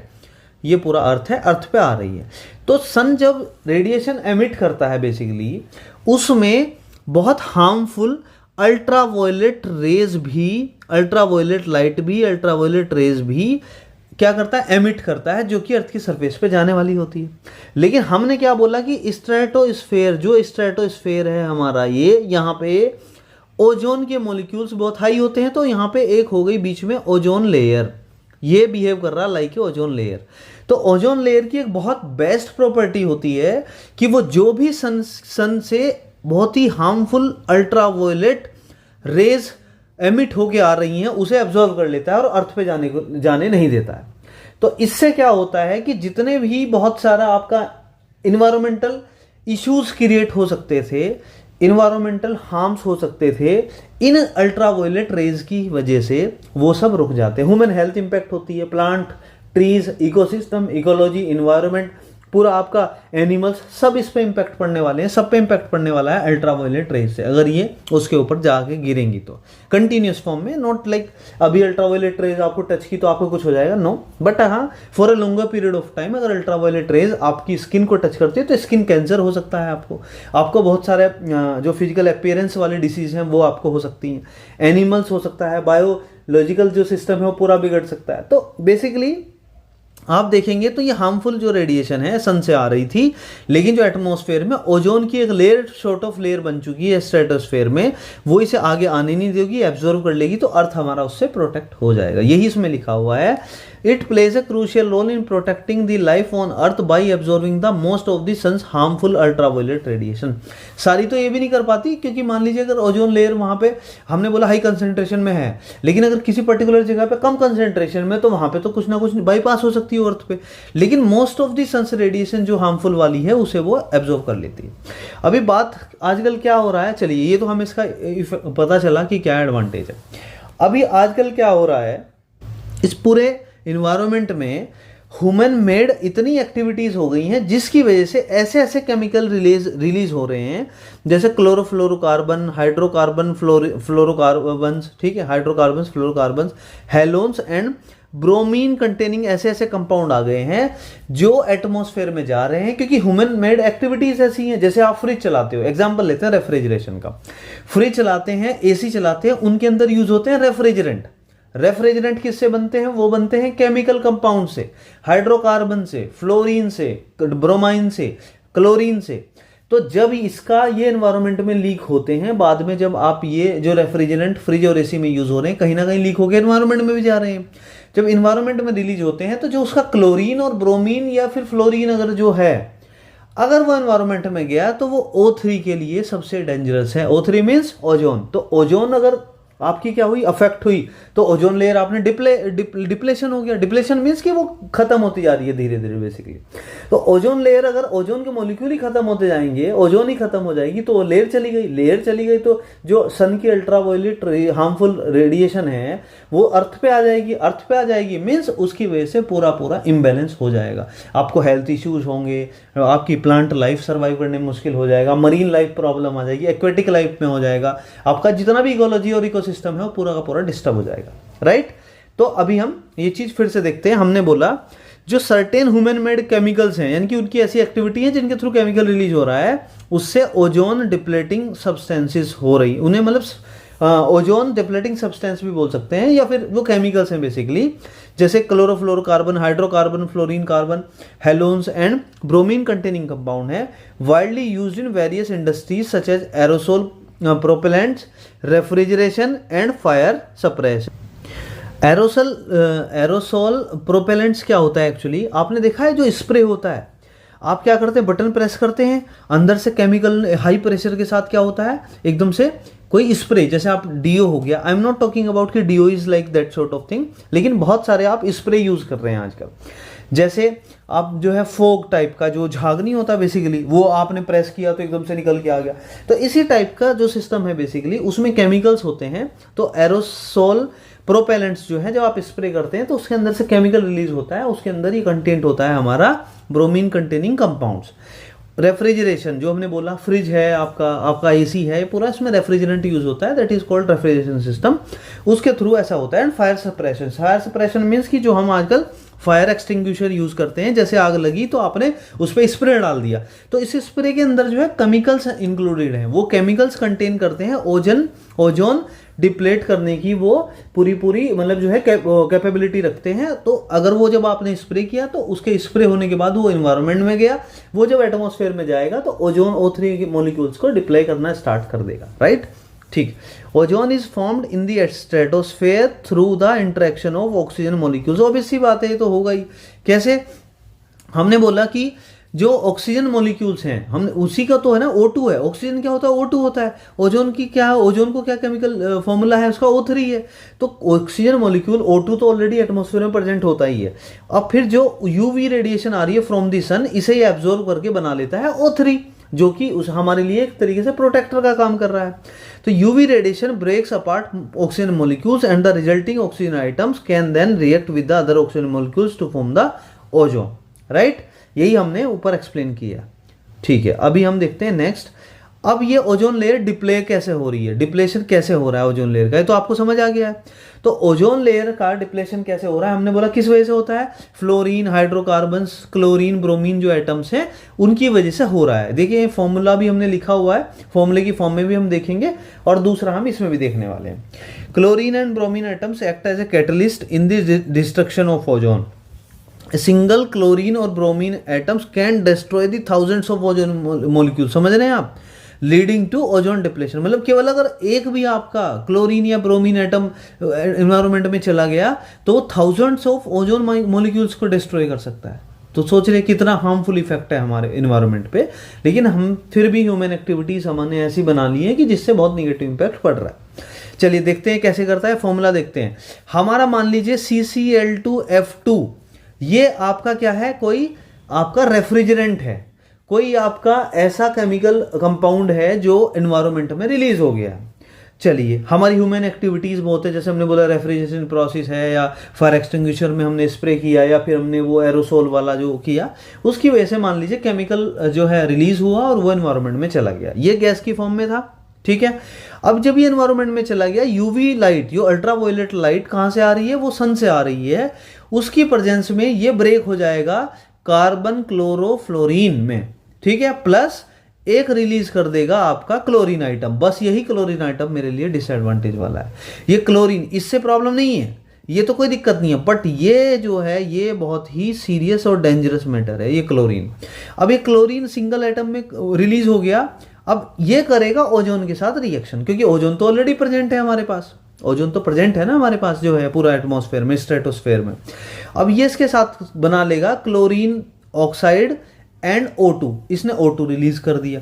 O2 तो हमारे लिए कोई डिसएडवांटेज वाली बात ही नहीं है। क्यों? क्योंकि जो हमारा O2 है that is oxygen, that is good for health, हम ऑक्सीजन इनहेल करते हैं। अब ये जो ClO है ये फिर से अभी अल्ट्रावायलेट रेज, तो अल्ट्रावायलेट जो लाइट है या जो रेज है वो तो कंटिन्यूस आ रही है सन से, तो अब ये ClO इसकी प्रेजेंस में बना देगा chlorine atom and the again oxygen atom, right. अब आप समझ रहे हैं क्या चल के आ रहा है एक्चुअली। आप देखिए हमें चाहिए थी O3, लेकिन जब इस कंपाउंड ने मिलके ब्रेक किया, क्लोरीन आइटम आया, तो क्लोरीन आइटम निगेटिव होता है, ऑक्सीजन पॉजिटिव होता है, तो ये क्या करता है, खैर हालांकि यहाँ पे निगेटिव पॉजिटिव से उतना इम्पैक्ट नहीं पड़ने वाला है, लेकिन इस सिंगल क्लोरीन आइटम से ये ओजोन के साथ रिएक्ट कर लेगा। तो ओजोन के साथ रिएक्ट करके इसने ये बना दिया। What does it mean? It means कि इसने ओजोन को खत्म कर दिया। आप समझ रहे हैं? तो इसने ये बना दिया। अब वापस से जो ClO वाला वो है आपका, ये जो गैस बनी है क्लोरीन ऑक्साइड, ये अगेन ब्रेक करेगा क्लोरीन और एंड ऑक्सीजन में। अब ये फिर से हम बात कर रहे हैं क्लोरीन की, फिर से क्लोरीन रिलीज हो गया। अब ये क्लोरीन रिलीज होगा, ये फिर से O3 के साथ ये क्या करेगा, अगेन प्लस O3 के साथ फिर से रिएक्ट करेगा, फिर ये वाली एक्चुअली फिर से ये वाली इक्वेशन रिलीज हो जाएगी। और जी ऑक्सीजन का सिंगल एटम जो आपका रिलीज हुआ है ये O3 के साथ करेगा, ओजोन के साथ, ओजोन भी गैस है, इसके साथ रिएक्ट करेगा, ये अब डबल O2 बना लेगा। रिक्वायरमेंट थी O3 की, या तो ये ब्रेक होके बन जा रहा है ClO या ये बन जा रहा है 2O2, तो O3 कहाँ गया हमारा? O3 की जरूरत है ना हमें तो ओजोन लेयर की, लेकिन ओजोन लेयर हमारी धीरे धीरे उसका डिस्ट्रक्शन हो रहा है, या तो क्लोरीन उसके साथ रिएक्शन करके डिस्ट्रक्शन कर दे रहा है, या फिर उसके बाद जो ऑक्सीजन का सिंगल एटम बन रहा है O, ये O3 के साथ रिएक्ट करके आपका O2 बना दे रहा है, यानी कि ऑक्सीजन, इसकी जरूरत भी नहीं है, राइट। तो आपको ये समझना जरूरी है। अब हम बात करते हैं ओजोन होल क्या होता है। सेम हम वही बात कर रहे हैं कि जैसे मान लीजिए ऐसे ओजोन लेयर एक हाई कंसंट्रेशन के साथ बनी हुई है ये लेयर। अब धीरे धीरे क्लोरीन, ब्रोमीन या फ्लोरीन या जो भी हमारा ऐसा केमिकल कंपाउंड की प्रेजेंस में कहीं से मान लीजिए आपकी जो ये पूरा O3 का लेयर आप समझो, इस पर्टिकुलर जगह पे आपका धीरे धीरे O3 खत्म होता चला गया। यहाँ पे अगर मैं इसे हटाऊं, इसे मैं रफ करना चाहूँ, तो मान लीजिए कैसे बन जाएगा, अभी मैं आपको बताता हूँ, ठीक है, आपको तब क्लियर होगा। मान लीजिए कंटिन्यूस था पहले, पर अब कैसे बन गया है कि एक पर्टिकुलर जगह से यहाँ से ओजोन के आइटम्स गायब हो चुके हैं क्योंकि डिप्लॉय। तो ये क्या बन गया, बेसिकली होल बन गया एक, तो इसे बोलेंगे हम ओजोन होल, राइट। एक्चुअली ये निगेटिव इंपैक्ट आया है, ये ओजोन डिप्लीशन हो गया है ओजोन लेयर का उस पर्टिकुलर जगह, तो इसे हम बोल रहे हैं ओजोन होल।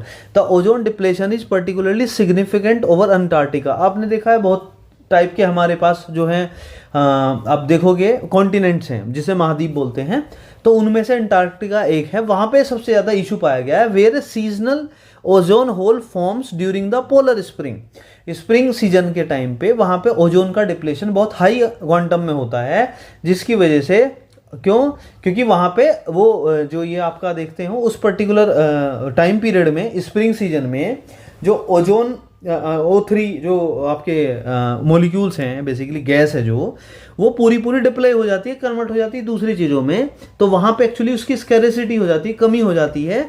तो ये बोला significant decrease in ozone concentration.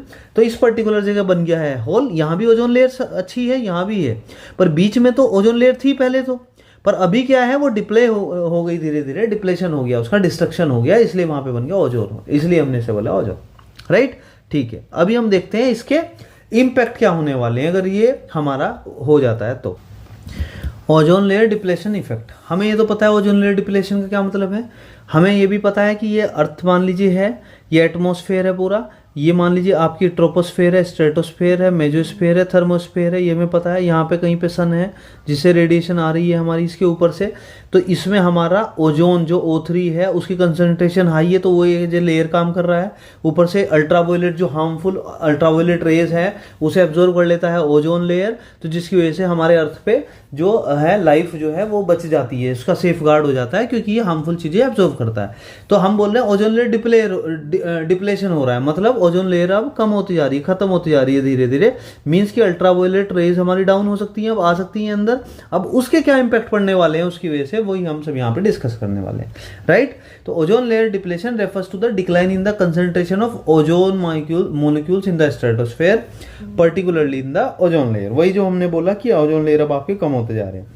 फिर हम बात करते हैं क्या इस पे इम्पैक्ट पड़ना।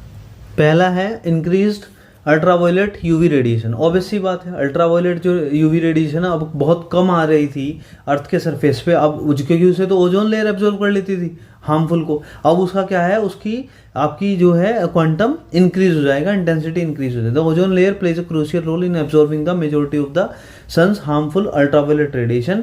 Ozone depletion allows more UV radiation to reach to the earth surface, posing significant health risk to human, animals and plant. वही हमने बात की थी, अगर वो आएंगे तो वो ह्यूमन हेल्थ के लिए, किसी भी जो है जो लिविंग बींग्स है बेसिकली, चाहे वो प्लांट हो, ट्रीज हो, एनिमल्स हो, आपका ह्यूमन बींग्स हो, सबके लिए बहुत हार्मफुल है। हेल्थ इफेक्ट्स ऑन ह्यूमंस, देखिए क्या ह्यूमंस पे क्या इफेक्ट पड़ने वाला है, जिससे स्किन कैंसर होने वाला, क्योंकि डायरेक्टली यूवी रेज आपकी कहाँ है, स्किन पे डलने वाली है, चाहे वो हैंड की स्किन हो, आपकी पूरी बॉडी की जहाँ जिस भी पार्ट पे वो डलेगी तो उसका उस पर्टिकुलर जगह स्किन कैंसर होने का खतरा है, including the malignant melanoma. Actually it's a biological terms, basically medical terms, and non melanoma skin cancers, ये short of जो है type of skin cancers है.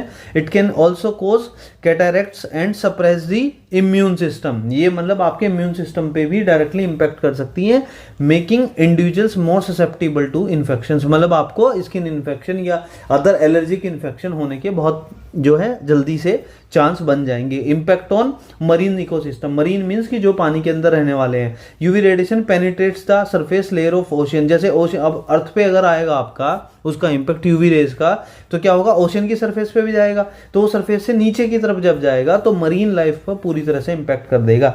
उसमें जैसे जो आपके जो छोटे छोटे प्लांट होते हैं, छोटे छोटे से एनिमल्स होते हैं, जहाँ पे वो फूड बेसिकली जो बन रहा है बेसिकली वो सिस्टम उसे पूरे को डिस्ट्रक्ट कर देगा, डिस्ट्रॉय कर देगा, जिसकी वजह से वो पूरा का पूरा सिस्टम आपका मरीन इकोसिस्टम पूरा गड़बड़ हो जाएगा.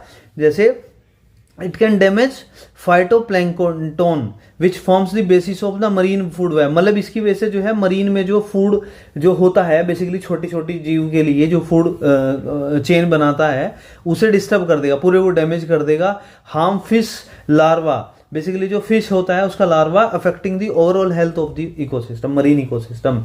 अब हम बात कर रहे हैं टेरेस्ट्रियल क्या होता है, जो हमारा जो इस पे अर्थ पे जमीन पे होता है बेसिकली उसे बोलते हैं terrestrial ecosystem. Increase UV radiation, जो ज्यादा हमारी यूवी रेडिएशन अब आ रही है, can have detrimental effect on the terrestrial plant. जो हमारे प्लांट्स हैं, ट्रीज हैं, जो फोटोसिंथेसिस प्रोसेस हमारा हो रहा है और उसकी वजह से जो प्लांट की ग्रोथ है उसे पूरी तरीके से बैडली इम्पैक्ट करने वाला है. This can lead to reduce the crop yields. आपकी जो फसलें होने वाली थी, अच्छे से जो फसल हो रही है उसमें आपका बहुत सिग्निफिकेंट अमाउंट में डिक्लाइन आएगा. Changes in the plant species composition and disruption in the ecosystem and overall, मतलब एट लास्ट पूरा इकोसिस्टम वो बिगाड़ देने वाला है. फिर हम बात करते हैं ओजोन लेयर डिप्लेशन इफेक्ट, इसी में चल रहा है कंटिन्यूस. नेक्स्ट पॉइंट है हमारा आपका इम्पैक्ट ऑफ एनिमल्स. अभी हमने कहाँ पे देखा, impact of human health, impact on marine system, marine life, impact on basically plants जो हमारे टेरेस्ट्रियल वाले हैं. तो इम्पैक्ट ऑफ एनिमल्स भी एक्चुअली टेरेस्ट्रियल उसमें ही आते हैं पार्ट में.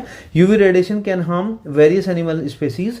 बहुत सारी ऐसी स्पेसीज हैं जो सर्वाइव ही नहीं कर पाएंगी अंडर यूवी, क्योंकि उनकी जो बायोलॉजिकल जो रिक्वायरमेंट है, जो बेसिक रिक्वायरमेंट्स है, वो यूवी रेज डिस्ट्रॉय कर देगी, तो जिसकी वजह से सर्वाइव नहीं कर पाएंगे. It may impact the health and behaviour of the insects, birds and mammals. Damage to DNA and genetic material, ऐसा भी रिसर्च में बताया गया है कि जैसे आपने वो मूवी देखी होगी, हल्क देखा होगा आपने, हल्क मूवी देखी होगी, यूएस की मार्वल्स की मूवी है. उसमें क्या होता है, वो गामा रेडिएशन के इम्पैक्ट में आ जाता है, जो वो डॉक्टर बैनर जिसे हम बोल रहे हैं, उससे क्या होगा, उसकी पूरी बॉडी का बेसिकली डीएनए चेंज हो जाता है, वो पूरा ग्रीन हो जाता है उस रेज की उसमें कांटेक्ट में आने से. तो उतना तो इम्पैक्ट नहीं आएगा, बट यूवी रेडिएशन चूंकि बहुत ही क्या है कि डेंजरस रेडिएशन है, तो ये पोटेंशियल डैमेज कर सकता है आपको डीएनए और genetic material of living organism. तो फिर फ्यूचर में जो भी जनरेशन होगी वो उसी टाइप की होगी, क्योंकि यूवी रेडिएशन का उस पर इम्पैक्ट आएगा। उसकी वजह से डीएनए एंड जेनेटिक मटेरियल आपका चेंज हो सकता है, डैमेज भी हो सकता है और चेंज भी हो सकता है, right. This can lead to mutation. Mutation मतलब कि आपने जो जनरल प्रोसीजर चल रहा है, ट्रेडिशन चल रहा है, उस टाइप से नहीं होगा, क्योंकि अब यूवी का इम्पैक्ट आ चुका है, यूवी रेडिएशन का इम्पैक्ट आ चुका है। उसकी वजह से अभी जैसे वो गामा रेडिएशन के कांटेक्ट में आने से ग्रीन हो गया था, उसके अंदर बहुत सारी जो है बायोलॉजिकल चेंज रिएक्शंस हो गई थी बेसिकली। तो इसी टाइप से उसका इम्पैक्ट आ सकता है, negatively impact the reproductive success and overall health of the population. Climate change and atmospheric change. Ozone depletion can influence the atmospheric circulation and climate patterns, contributing to change in the temperature and precipitations। जो हमारी बारिश हो रही है या फिर हमारा जो एटमॉस्फेयर का एनवायरनमेंट का टेम्परेचर है उसमें भी वो निगेटिवली इम्पैक्ट कर सकता है। while the direct on the climate is complex and can vary regionally, ozone depletion is interconnected with the broader atmospheric process। impact on agriculture। देखिए एग्रीकल्चर पे भी कैसे इम्पैक्ट करने वाला है ये। Increase UV radiation can affect the crops. हमने बोला था जो क्रॉप्स पहले, क्योंकि क्या है क्रॉप्स क्या है बेसिकली वो प्लांट्स हैं, तो प्लांट्स पे जब यूवी रेडिएशन डायरेक्टली आती है तो उस प्लांट को निगेटिवली, उसका फोटोसिंथेसिस जो प्रोसेस होता है वो पूरी तरीके से डैमेज कर देती है, इम्पैक्ट कर देती थी, तो जिसकी वजह से हमारा क्रॉप की ग्रोथ भी रुक जाएगी। वो जैसे राइस की है, वीट की है आपकी, या फिर शुगर केन की है, तो चूंकि उसे यूवी रेडिएशन का उसके ऊपर इम्पैक्ट है तो वो क्या करेगा, जो अपना नेचुरल ग्रोथ है, जिस प्रोसीजर के थ्रू वो नेचुरली ग्रो कर रहा है, वो पूरा का पूरा रुक जाएगा या फिर स्लो हो जाएगा, leading to reduce the agricultural productivity, मतलब वो कम कर देगा उसकी productivity. This can have economic implication. जाहिर सी बात है, अगर आपकी कोई फसल है, जो क्रॉप है, वो पहले जितना होनी चाहिए थी उसकी आधी हो रही है, तो जाहिर सी बात है उसका इकोनॉमिक इम्पैक्ट तो आएगा ही, कंट्री पे भी, उस ह्यूमन बीइंग पे भी, उसके सर्वाइवल का दिक्कत होगा, affecting the food availability and prices. अगर फूड अवेलेबिलिटी कम होगी तो ऑब्वियसली बात है डिमांड एंड सप्लाई के कॉन्सेप्ट से उसका प्राइस बढ़ जाएगा, जिससे इन्फ्लेशन हो जाएगा, महंगाई बढ़ जाएगी और वो इकोनॉमी को, पूरा आर्थिक स्थिति को बिगाड़ के रख देगा, राइट। ये थे बेसिक इसके ओजोन लेयर के जो है डिप्लेशन इफेक्ट। अब कोई पूछे कि इसके, चलिए इसमें तो खैर नहीं है, लेकिन मैं आपसे ऐसे ही पूछता हूं कि आप बताइए, कोई पूछे मिटिगेशन मेजर क्या है, इसके कंट्रोल मेजर्स क्या है, हमें क्या पता है इसका रीजन क्या है। रीजन हमने क्या बोला, जितने भी इसके 4-5 हमने रीजन बोले आपको, जो यहाँ पे था, जो हाइड्रोफ्लोरोकार्बन, क्लोरीन, ब्रोमीन, आप जो केमिकल कंपाउंड्स जो रिलीज कर रहे हैं स्प्रे की फॉर्म में, कहाँ पे, एटमॉस्फेयर में, तो वो जितना ज़्यादा जाएंगे एटमॉस्फेयर में उतना क्या करेंगे, डिप्लाई करेंगे, क्योंकि वो तो ऑक्सीजन आपके ओजोन के लिए वो है, इनेमी है, एक तरीके दुश्मन है उसके। तो आप क्या करोगे, कंट्रोल करोगे कि आप जो रेफ्रिजरेशन प्रोसेस है इसका कोई ऑल्टरनेटिव देखा जाए, केमिकल्स को, इस टाइप के केमिकल्स को जो बहुत हार्मफुल है ओजोन लेयर के लिए, उन पे कंट्रोल किया जाए ताकि वो रिलीज कम से कम हो हमारे एनवायरनमेंट में। अगर वो कम रिलीज होंगे तो ओजोन लेयर का डिप्लेशन का खतरा भी उतना कम होगा और हम लोग इसके निगेटिव इंपैक्ट से बच सकते हैं, राइट। ठीक है, चलिए अब हम नेक्स्ट देखते हैं, लास्ट क्वेश्चन देखते हैं इस यूनिट का, जिसमें रिमेनिंग टॉपिक कवर हो जाएंगे कि क्या पॉपुलेशन ग्रोथ और ऑटोमोबाइल पोल्यूशन में क्या है। एक तो रिलेवेंस है, what is the relevance of, explain the relevance of population growth automobile pollution in the context of environmental challenges, also explain the effect and control of burning of paddy straw. ये हमारा last topic होगा आज का। तो अभी इसमें क्या population growth है, ऑटोमोबाइल पोल्यूशन, ऑब्वियस सी बात है, आपको ये चीज़ तो मैं लगता है कि ये बताने की भी जरूरत नहीं है, आपको ऑलरेडी इतने समझदार हैं, पता है। पॉपुलेशन ग्रोथ होगी, लोग बढ़ेंगे, उनकी डिमांड बढ़ेगी, उनकी रिक्वायरमेंट बढ़ेगी, सबको अपना अपना व्हीकल चाहिएगा, 4 व्हीलर 2 व्हीलर 3 व्हीलर जो भी व्हीलर चाहिए उनको उनका होगा, रोड पे उतना ट्रैफिक बढ़ेगा, उतना एमिशन बढ़ेगा, उतना पोल्यूटेंट्स बढ़ेंगे, उतना आपके सल्फर के ऑक्साइड्स, नाइट्रोजन के ऑक्साइड्स, आपके जो है कार्बन के ऑक्साइड्स बढ़ेंगे, वो एटमॉस्फेयर में जाएंगे, वो पोल्यूटेंट होते हैं बेसिकली। अगर वो एटमॉस्फेयर में जाएंगे तो ऑब्वियस सी बात है वो पोल्यूशन क्रिएट करेंगे, एयर पोल्यूशन क्रिएट करेंगे, एयर पोल्यूशन क्रिएट करेंगे तो अल्टीमेटली क्या है, हमारा एनवायरमेंट चेंज होने वाला है, तो एनवायरमेंट के लिए हमारा नेगेटिव इंपैक्ट है। समझ आया आपको, ठीक है। चलिए फिर भी हम देख लेते हैं, चलिए इसके अलावा अभी आपको समझ आ गया, वैसे एक्सप्लेन करने की जरूरत नहीं, but still we will try to finish it as soon as possible. Like population growth and automobile pollution are interconnected environmental challenges that can have significant impact on air quality, climate change and overall environmental health। overall environment की health को वो harm करने ही वाले हैं, क्योंकि अगर population बढ़ेगी तो पहला क्या प्रॉब्लम आएगी, इंक्रीज डिमांड। डिमांड यानी कि पॉपुलेशन अगर बढ़ रही है, इसका मतलब क्या हुआ, पॉपुलेशन मतलब लोग बढ़ रहे हैं, तो हायर डिमांड होगी ट्रांसपोर्टेशन की, एनर्जी की, रिसोर्सेज की, ऑटोमोबाइल्स की, हर चीज़ की हाई डिमांड होगी। जब हाई डिमांड होगी तो हाई कंजप्शन होगा, हाई कंजप्शन होगा तो जो उसका वेस्ट होगा, उसमें से गैस निकल रही है, उसका एमिशन है, उसका एग्जॉस्ट है, उसका जो वेस्ट है, वो सब कहाँ जाएगा? एनवायरनमेंट में। एनवायरनमेंट में जाएगा तो वो पॉल्यूट कर देगा, मीन्स कि आपका एनवायरनमेंट को वो डैमेज कर देगा। तो ये हमारा एक चैलेंजेस है, राइट? यानी कि पॉपुलेशन ग्रोथ इज चैलेंजेस।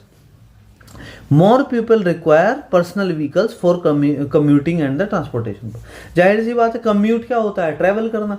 तो जितने लोग ज़्यादा होंगे उन्हें अपना उतना ही पर्सनल व्हीकल चाहिएगा कम्यूट करने के लिए, यानी ट्रांसपोर्ट करने के लिए। अर्बनाइजेशन, जितनी पॉपुलेशन ग्रोथ होगी पेड़ कटेंगे।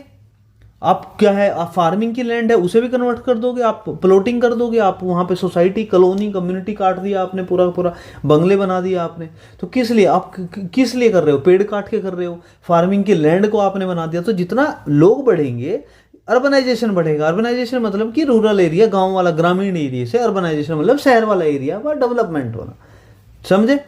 तो where rural areas transform into urban centers. This urbanization process concentrates a large number of people in the cities, leading to increased vehicular traffic and the need for efficient transportation system. Increased vehicle emission. Obviously जो हमने अभी दो topic में पढ़ा ऊपर, जब हमारे ज़्यादा लोग हैं तो more people often require more vehicle on the road. The combustion, अब व्हीकल अगर ज़्यादा होंगे तो उसमें फ्यूल का कंजप्शन हो रहा है। फ्यूल क्या है? Combustion of fossil fuel in automobiles release, जैसे हमने पहले डिस्कस कर चुके हैं, carbon dioxide, nitrogen oxides, particular matters, sulphur भी होता है इसमें, सल्फर ऑक्साइड्स भी होता है, मिस है इसमें, and the volatile organic compounds VOCs into the atmosphere. अब जब ये एटमॉस्फेयर में जाएंगे तो एयर पोल्यूशन कर देंगे, एयर पोल्यूशन करेंगे तो अल्टीमेटली हमारा नेगेटिव इफेक्ट ह्यूमन हेल्थ पे आता है, पूरा एनवायरनमेंट की प्रॉपर्टीज डैमेज हो जाएंगी, राइट? ये हम ऑलरेडी पढ़ चुके हैं चीज़ में, ठीक है? अभी नेक्स्ट देखते हैं। नेक्स्ट है ट्रैफिक कंजेशन। अब आपको ये भी पता है, अगर ज़्यादा लोग होंगे, हाइयर पॉपुलेशन डेंसिटी होगी अर्बन एरियाज में, तो इंक्रीज ट्रैफिक होगा। ट्रैफिक कंजेशन का मतलब होता है कि आपका जो ट्रैफिक है वो रुक जाना, जाम लगना, ट्रैफिक जाम को बोलते हैं traffic congestion. Stop and go traffic and long idle times result in efficient combustion. मतलब सिंपल है कि अगर आप जाम में कहीं रेड लाइट पे खड़े हैं क्योंकि ट्रैफिक ज़्यादा है, भीड़ ज़्यादा है, लोगों के पास व्हीकल ज़्यादा है, ठीक है, तो क्या होगा? अननेसेसरी फ्यूल का कंबशन होगा, क्योंकि वो खड़ी है गाड़ी, आप बंद तो कर नहीं रहे, आप 2-4 मिनट के लिए तो बंद नहीं करोगे। तो अभी अगर आपका फ्यूल कंबशन हो रहा है, आपका आइडल है बेसिकली, वो ऐसे ही वेस्ट हो रहा है, तो अल्टीमेटली उससे भी एमिशन हो रहा है। अगर एमिशन हो रहा है तो कहाँ जा रहा है? एनवायरनमेंट में जा रहा है, जो ग्रीन हाउस गैसेस रिलीज कर रहा है, जिसकी वजह से हमारा पूरा निगेटिव इंपैक्ट पड़ रहा है एनवायरनमेंट पर, leading to higher emission per mile travelled. Traffic congestion also contributes to local air pollution, noise pollution and decrease fuel efficiency. Air quality and human health. अगर आपका, हमने बोला पॉपुलेशन ग्रोथ है, population grow हुई, good, उसकी वजह से आपकी रिक्वायरमेंट ऑफ ऑटोमोबाइल, जो हमारे 2 व्हीलर 4 व्हीलर हम इनकी बात कर रहे हैं, जो भी हमारे व्हीकल्स हैं, उसकी रिक्वायरमेंट है।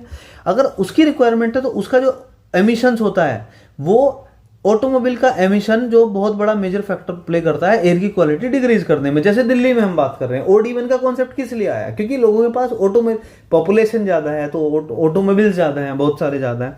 This is one of the reason. बाकी अदर रीजन्स भी बताए जाते हैं, ठीक है, गवर्नमेंट की तरफ से, लोगों की तरफ से, कोर्ट की तरफ से, तो उस पर हम चर्चा नहीं करेंगे। लेकिन ऑटोमोबाइल का एक बहुत ही अच्छा खासा वेटेज है आपका किसमें? एयर क्वालिटी को डिक्रीज करने में, और उसकी वजह से जो ह्यूमन को जो सांस लेने में प्रॉब्लम हो रही, रेस्पिरेटरी जो प्रॉब्लम्स है, वो ह्यूमन हेल्थ पे उसका नेगेटिव इंपैक्ट पड़ रहे हैं। चलिए, major source of air pollutant that can have detrimental effects on human health.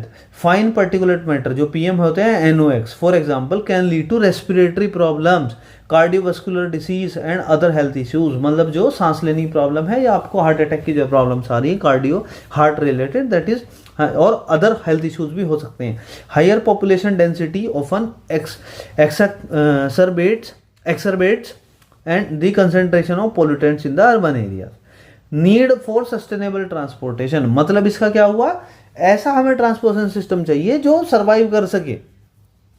Addressing the environmental impact of population growth and automobile pollution requires a shift towards sustainable transportation options। मतलब जैसे जैसे population बढ़ रही है automobile का requirement बढ़ रही है, उसका जो पोल्यूशन है उससे बहुत ज़्यादा प्रॉब्लम्स आ रही हैं। तो इसके लिए कोई सस्टेनेबल ट्रांसपोर्टेशन चाहिए जो हमेशा परमानेंट चल सके without impacting the environmental condition. This includes promoting the public transport. तो इसलिए बोला कि अपने पर्सनल गाड़ियाँ बंद कर दो आप। ऑड इवन का कॉन्सेप्ट यही है ना कि आप एक दिन ऑड अगर आपके पास है तो आप उससे जाइए, नेक्स्ट डे आप मेट्रो लेके जाइए, नेक्स्ट डे आप पब्लिक ट्रांसपोर्ट लेके जाइए, right. Investing in infrastructure for walking and cycling and encouraging the adoption of electric vehicles powered by renewable energy resources। Renewable आपको पता है सोलर पावर वाले जो आजकल चल रहे हैं इलेक्ट्रिक व्हीकल आ गए हैं आपके, ठीक है। और आपके विंड एनर्जी है, आपकी जियोथर्मल एनर्जी है, right, like that. Climate change, the release of green house gases from the vehicle emission, हम बता ही चुके हैं NOx, SOx और हमारा कार्बन डाइऑक्साइड, ये क्या है बेसिकली ग्रीन हाउस गैसेज ही तो हैं। Contributes to global warming and climate change, इसका इम्पैक्ट पड़ने वाला, राइट। ये हमारा था बेसिकली जो हमने अभी पढ़ा है, ये हमने बेसिकली पढ़ा है कि हमारा क्या कैसे रिलेट कर रहा है बेसिकली ये जो पॉपुलेशन ग्रोथ है और उसका ऑटोमोबाइल पोल्यूशन है, ये कैसे हमारा इम्पैक्ट कर रहा है इन्वायरमेंट को। अभी हमारा इसका लास्ट टॉपिक है बर्निंग ऑफ पैडी स्ट्रो। अभी जो भी खेत है, जो आपकी फार्मिंग है, उसमें क्रॉप है, आपने वो काटा, उसके बाद जो उसका वेस्ट बचा, अब आप क्या करते हैं उसे जला देते हैं, इसे बोलते हैं बर्निंग ऑफ पैडी स्ट्रो। उसमें राइस की, धान की फसल हो तो धान की, राइस की अगर है आपकी शुगर केन की है तो पराली आप जलाते हैं। तो इसी टाइप से वेरियस टाइप ऑफ क्रॉप्स होती हैं, उसके लिए हम ऐसा करते हैं। क्यों करते हैं? क्योंकि ये क्विक जल्दी होता है और सबसे सस्ता जुगाड़ है, सबसे सस्ता जो है सिस्टम है, इसलिए लोग ऐसे कर देते हैं। बट इसके निगेटिव इम्पैक्ट बहुत खतरनाक है, वो किसी को नहीं पता है। चलिए पढ़ते हैं क्या है। Burning of paddy straw also known as paddy residue month का वो होता है कि जो बचा कुचा रह गया है, लेफ्ट ओवर जो वेस्ट है बेसिकली, ठीक है। और क्रॉप रेजिड्यू, फसल का जो बचा हुआ रह गया है उसे हम बर्निंग करते हैं, ठीक है। Refers to the practice of setting fire to the left over plant material after harvesting rice crops. मतलब राइस की यहाँ बात कर रहा है, धान की फसल उगाने के बाद आपने क्या किया, उसे जो बचा है उसका धान आपने निकाल लिया, जो बचा हुआ है उसमें आपने क्या किया, आग लगा दी, उसे ही बोलते हैं burning of paddy straw, right. ये आपको पता है कि पराली जलाने का क्या कॉन्सेप्ट है।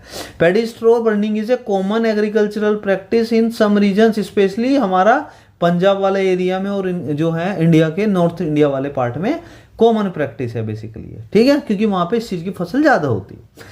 क्यों करते हैं लोग बाग? क्योंकि ये क्विक है, बहुत इजी हो जाता है और इनएक्सपेंसिव मेथड है to clear the fields for the next planting season. क्यों करते हैं ऐसा?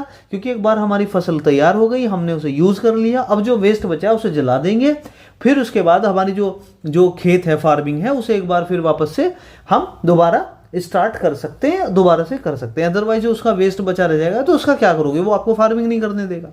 This is the main reason. Farmers may burn paddy straw to eliminate pest and disease present in the left over plant material. मतलब ये क्या हो, जो बचा कुचा और रह गया है वेस्ट, वो हम उसे कचरा ही बोलेंगे, जो बचा है वो हम क्यों जला रहे हैं? क्योंकि हमने फसल उगाने के लिए उसमें पेस्टिसाइड, फर्टिलाइजर, बहुत सारी चीज़ें हमने लगाई थी, हमने वो किया था, उसमें बेसिकली यूज़ की थी। तो अब जो बचा है वो तो दवाई वाला मटेरियल है, वो नेचुरल तो नहीं है, तो उसे जला देंगे, तो फिर बाकी बचा है उसे हम वापस से फिर प्लेन कर लेंगे अपने फार्मिंग फील्ड को, एग्रीकल्चरल लैंड को, और उसके बाद नई फसल के लिए वो रेडी हो जाएगा, राइट।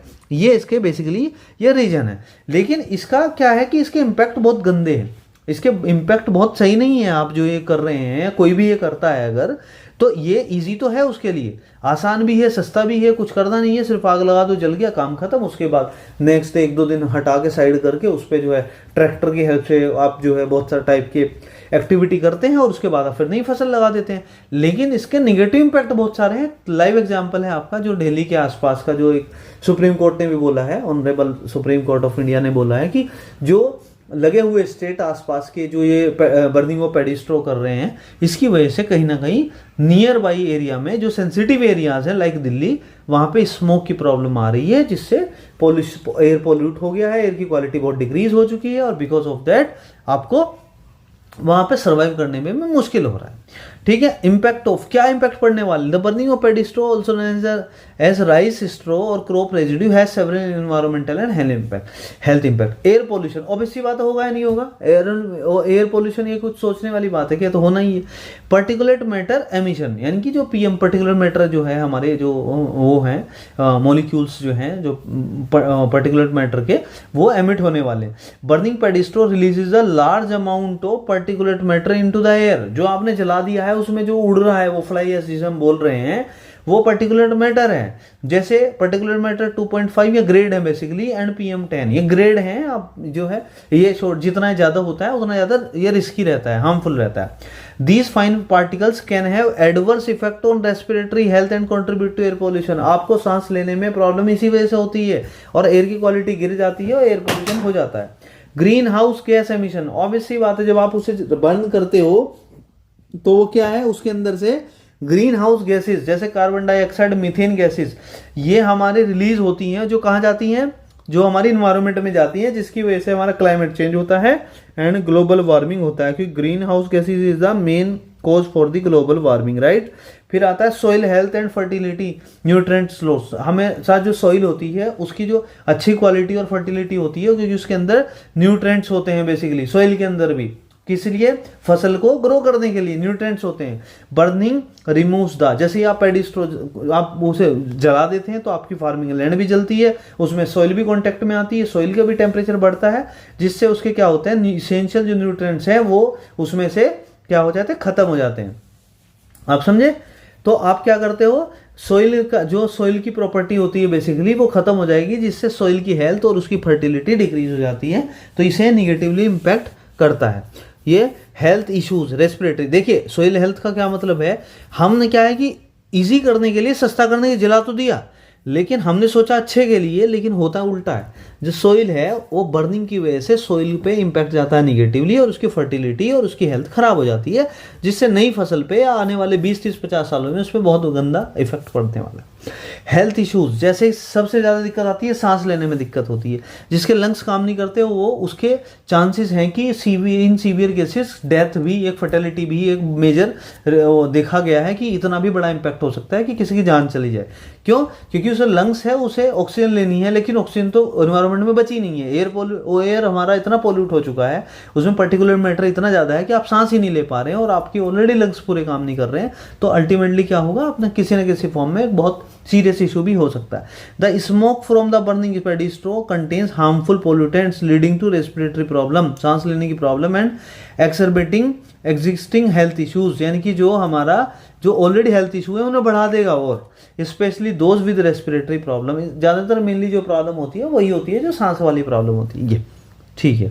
अब हम देखें, ये तो इम्पैक्ट थे, हम देखते हैं कैसे कंट्रोल कर सकते हैं। अभी आप खुद ही बताओ, और कैसे कंट्रोल करेंगे हम इसे, ये जो बर्न कर रहे हैं हमें बर्निंग नहीं करनी चाहिए, तो बर्निंग नहीं करनी चाहिए तो क्या करना चाहिए, कोई दूसरा तरीका ढूंढना चाहिए जिससे हमारा फार्मर्स का काम भी हो जाए और आपका जो है ये इशू भी ना आए। जैसे पहला इसका आता है alternative utilization incorporate into soil. मतलब क्या हुआ, आपको क्या करना पड़ा, जलाओ मत उसे, इंस्टेड ऑफ बर्निंग आप क्या करो, सॉइल के अंदर उसे दफना दो, उसके अंदर ही दबा दो। समझ आए आप, बस उससे क्या होगा कि जलाओगे नहीं तो आप पोल्यूशन नहीं होगा, आपका एनवायरनमेंट डैमेज नहीं होगा। Paddy straw can be ploughed back into the fields as mulch as incorporated in the soil. तो आप क्या करो, उसे अपने फील्ड में चारों तरफ फैला दो, उसके ऊपर से ट्रैक्टर की हेल्प से, आप ट्रैक्टर एंड अदर इक्विपमेंट्स जो आते हैं, अभी मेरे को एग्जैक्ट इंग्लिश में नाम याद नहीं उसका क्या है, तो जो भी इक्विपमेंट्स आते हैं आप उसकी हेल्प से क्या करोगे, उसे बेसिकली उसे मतलब जैसे हम वो करते हैं ना, जो लाइक प्लॉइंग द फील्ड, तो उसी टाइप से आप क्या करते हैं, ट्रैक्टर की हेल्प से उसमें चलाएंगे पूरे, उस पर आपके जो फील्ड है, जो आप खेत है, जो फार्मिंग है, आपकी फार्मिंग लैंड है, तो वो जो भी आपका रेजिड्यू था, जो भी लेफ्ट ओवर था, जो भी बचा हुआ था जिसे आप जलाने वाले थे, वो मिट्टी में मिक्स हो जाएगा धीरे धीरे और नीचे बैठ जाएगा। तो बेसिकली आप क्या करें, उसी के अंदर कर रहे हैं, जिसकी वजह से सॉइल की फर्टिलिटी भी इंक्रीज होगी, मॉइस्चर रिटेंशन भी बढ़ेगा and reduce the need of the synthetic fertilizer. मतलब एक तरीके से खुद ये नेचुरल खाद का काम करने वाला है। मैकेनिकल मैनेजमेंट मतलब क्या होता है, use of agricultural equipment, modern agriculture equipment such as straw balers and combines can help collect and manage paddy straw more efficiently. मतलब क्या है कि आजकल क्या है, इतनी टेक्नोलॉजी हाई हो गई है कि ऐसे ऐसे इक्विपमेंट आ गए हैं जो आप क्या है कि आप हाथ से उसे कलेक्ट करने की जरूरत नहीं है जो उसका वेस्ट है। आप उन मशीन की हेल्प से क्या करोगे, आप सारे जो आपकी ये स्ट्रो है, जो आपकी बची है पराली, जो वेस्ट बचा हुआ है, उसे आसानी के साथ कलेक्ट करोगे और making it easier to use as a animal fodder और अदर पर्पस। मतलब आप उसे इकट्ठा करके जो पशुओं का चारा है उसकी फॉर्म में यूज कर सकते हो। लेकिन अगर आप हाथ से मैनुअली अगर उसे इकट्ठा करोगे सारे वेस्ट को, तो वो बहुत डिफिकल्ट होगा आपके लिए, टाइम कंज्यूमिंग होगा, इसलिए सब लोग क्या करते हैं, आग लगा देते हैं। लेकिन ऐसा नहीं है, आजकल मैकेनिकल इक्विपमेंट, मशीनरी इतनी हाई लेवल की आ गई है, तो उससे आप डायरेक्टली विद इन मिनट्स, ऐसे आप जो है विद इन मिनट्स आप जो है उसे कलेक्ट कर सकते हो और एक साइड कर सकते हैं और बाद में उसे पशुओं के चारे की फॉर्म में यूज किया जा सकता है। बायो एनर्जी प्रोडक्शन, हाँ, इसे आप इकट्ठा करो, उसके बाद इससे बायो एनर्जी भी बना सकते हो, बायोगैस और बायोफ्यूल प्रोडक्शन भी इससे कर सकते हो। जैसे पेडी स्ट्रो को हमने इकट्ठा कर लिया और देन उसे साइड में करके that can be used the production of the biogas और biofuel through process like anaerobic reaction होता है, डाइजेशन एंड बायोथेनॉल प्रोडक्शन भी हम इससे कर सकते हैं। लेकिन इसके लिए एक अलग फिर प्रोसेस हो जाता है। तो ये एक तरीका बता रहे हैं हम इसे, जैसे फार्मर्स के लिए इतना आसान नहीं है ये करना कि आप इसे ये कर, आप तो सिर्फ ये कर सकते हो कि जो इस चीज़ को जिसने सेटअप बनाया हुआ है उसे बेच दो ले जाके उसके पास, और वो अपना इससे बना देगा, बायो एनर्जी प्रोडक्शन कर देगा। क्योंकि फार्मर तो नहीं कर सकता बायो एनर्जी प्रोडक्शन, आप समझ रहे हैं, लेकिन उस फॉर्म में यूज कर सकते हैं ताकि आपका ये जो बर्निंग है इसे अवॉइड किया जा सकता है। This not only provides an alternative energy source but also reduce the emission from the burning. Awareness and education, आपको पता ही है कि आपको उन्हें इस बारे में बताना पड़ेगा कि आप जो जला रहे हो, आप अपने सोच रहे हो आपको ये आसान है, इजी है, जला दिया काम खत्म हो गया, ऐसा नहीं है। आपकी सॉइल की फर्टिलिटी डिग्रेड हो रही है इससे। ये जो एयर है, इन्वायरमेंट है, पूरा इससे डिस्ट्रॉय होने वाला है, पूरा का पूरा ग्लोबल वार्मिंग बढ़ने वाली है इससे। आपका जो है सांस की दिक्कत हो जाएगी, हेल्थ इश्यूज होने वाले हैं बहुत सारे आपके ऊपर।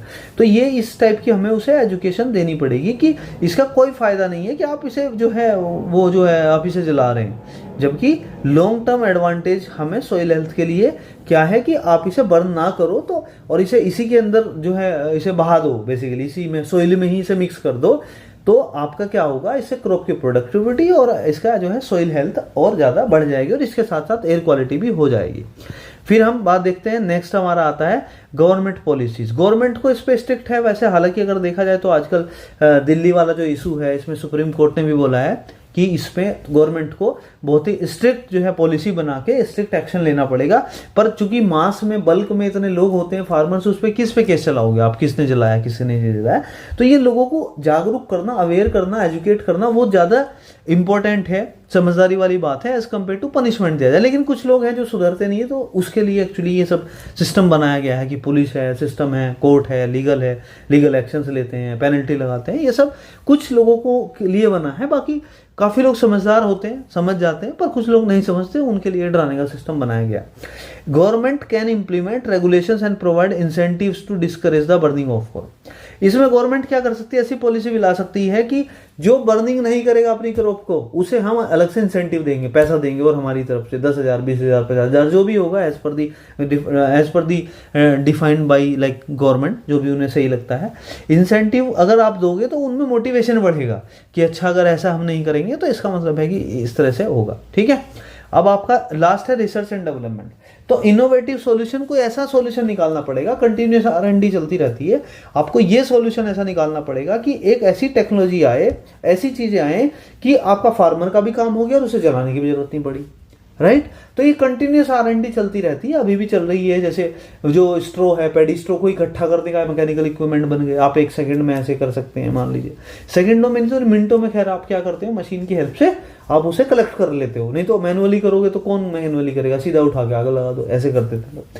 Continued research into innovative technology and practices for managing crop residues is crucial. This can include developing new uses for paddy straw or improving the existing method for its incorporation into the soil। या तो जो हम कह रहे हैं कि उस जो वेस्ट है उसे उसी में सोइल में ही मिक्स कर दो, वो खाद का भी काम करेगा और कुछ टाइम बाद जो है फर्टिलिटी भी नहीं जाएगी और वो बर्थ भी नहीं होगा। या फिर कोई ऐसा नया यूज निकाल दो उस पैडी स्ट्रो का कि आप उसे बेच सको कहीं पे जाके, तो उन्हें ये मन में लालच आएगा कि मैं इसे इकट्ठा करके बेचूंगा तो मेरे को ज़्यादा प्रॉफिट होने वाला है, मतलब क्रॉप भी हो गया ये, तो वो जलाएंगे नहीं। अगर नहीं जलाएंगे तो पॉल्यूशन नहीं होगा, आपका इन्वायरमेंट पे इम्पैक्ट नहीं पड़ेगा। राइट, ठीक है। चलिए ये हमारा यहाँ पे फिनिश होता है। तो ऐसे हमारी यूनिट 4 भी ओवर हो गई है। तो हमने इसमें जो भी हमारा टोटल कंटेंट था वो हमने पूरा का पूरा इसमें कवर कर लिया है और देख लिया है। हमारा अप टू पेडिस्ट्रो हो गया है। तो आपकी यूनिट 3, यूनिट 4, यूनिट 2, 3, 4, 1, 2, 3, 4 आपकी हो गई है। ओनली एक यूनिट बची है, वो भी रिलेटिवली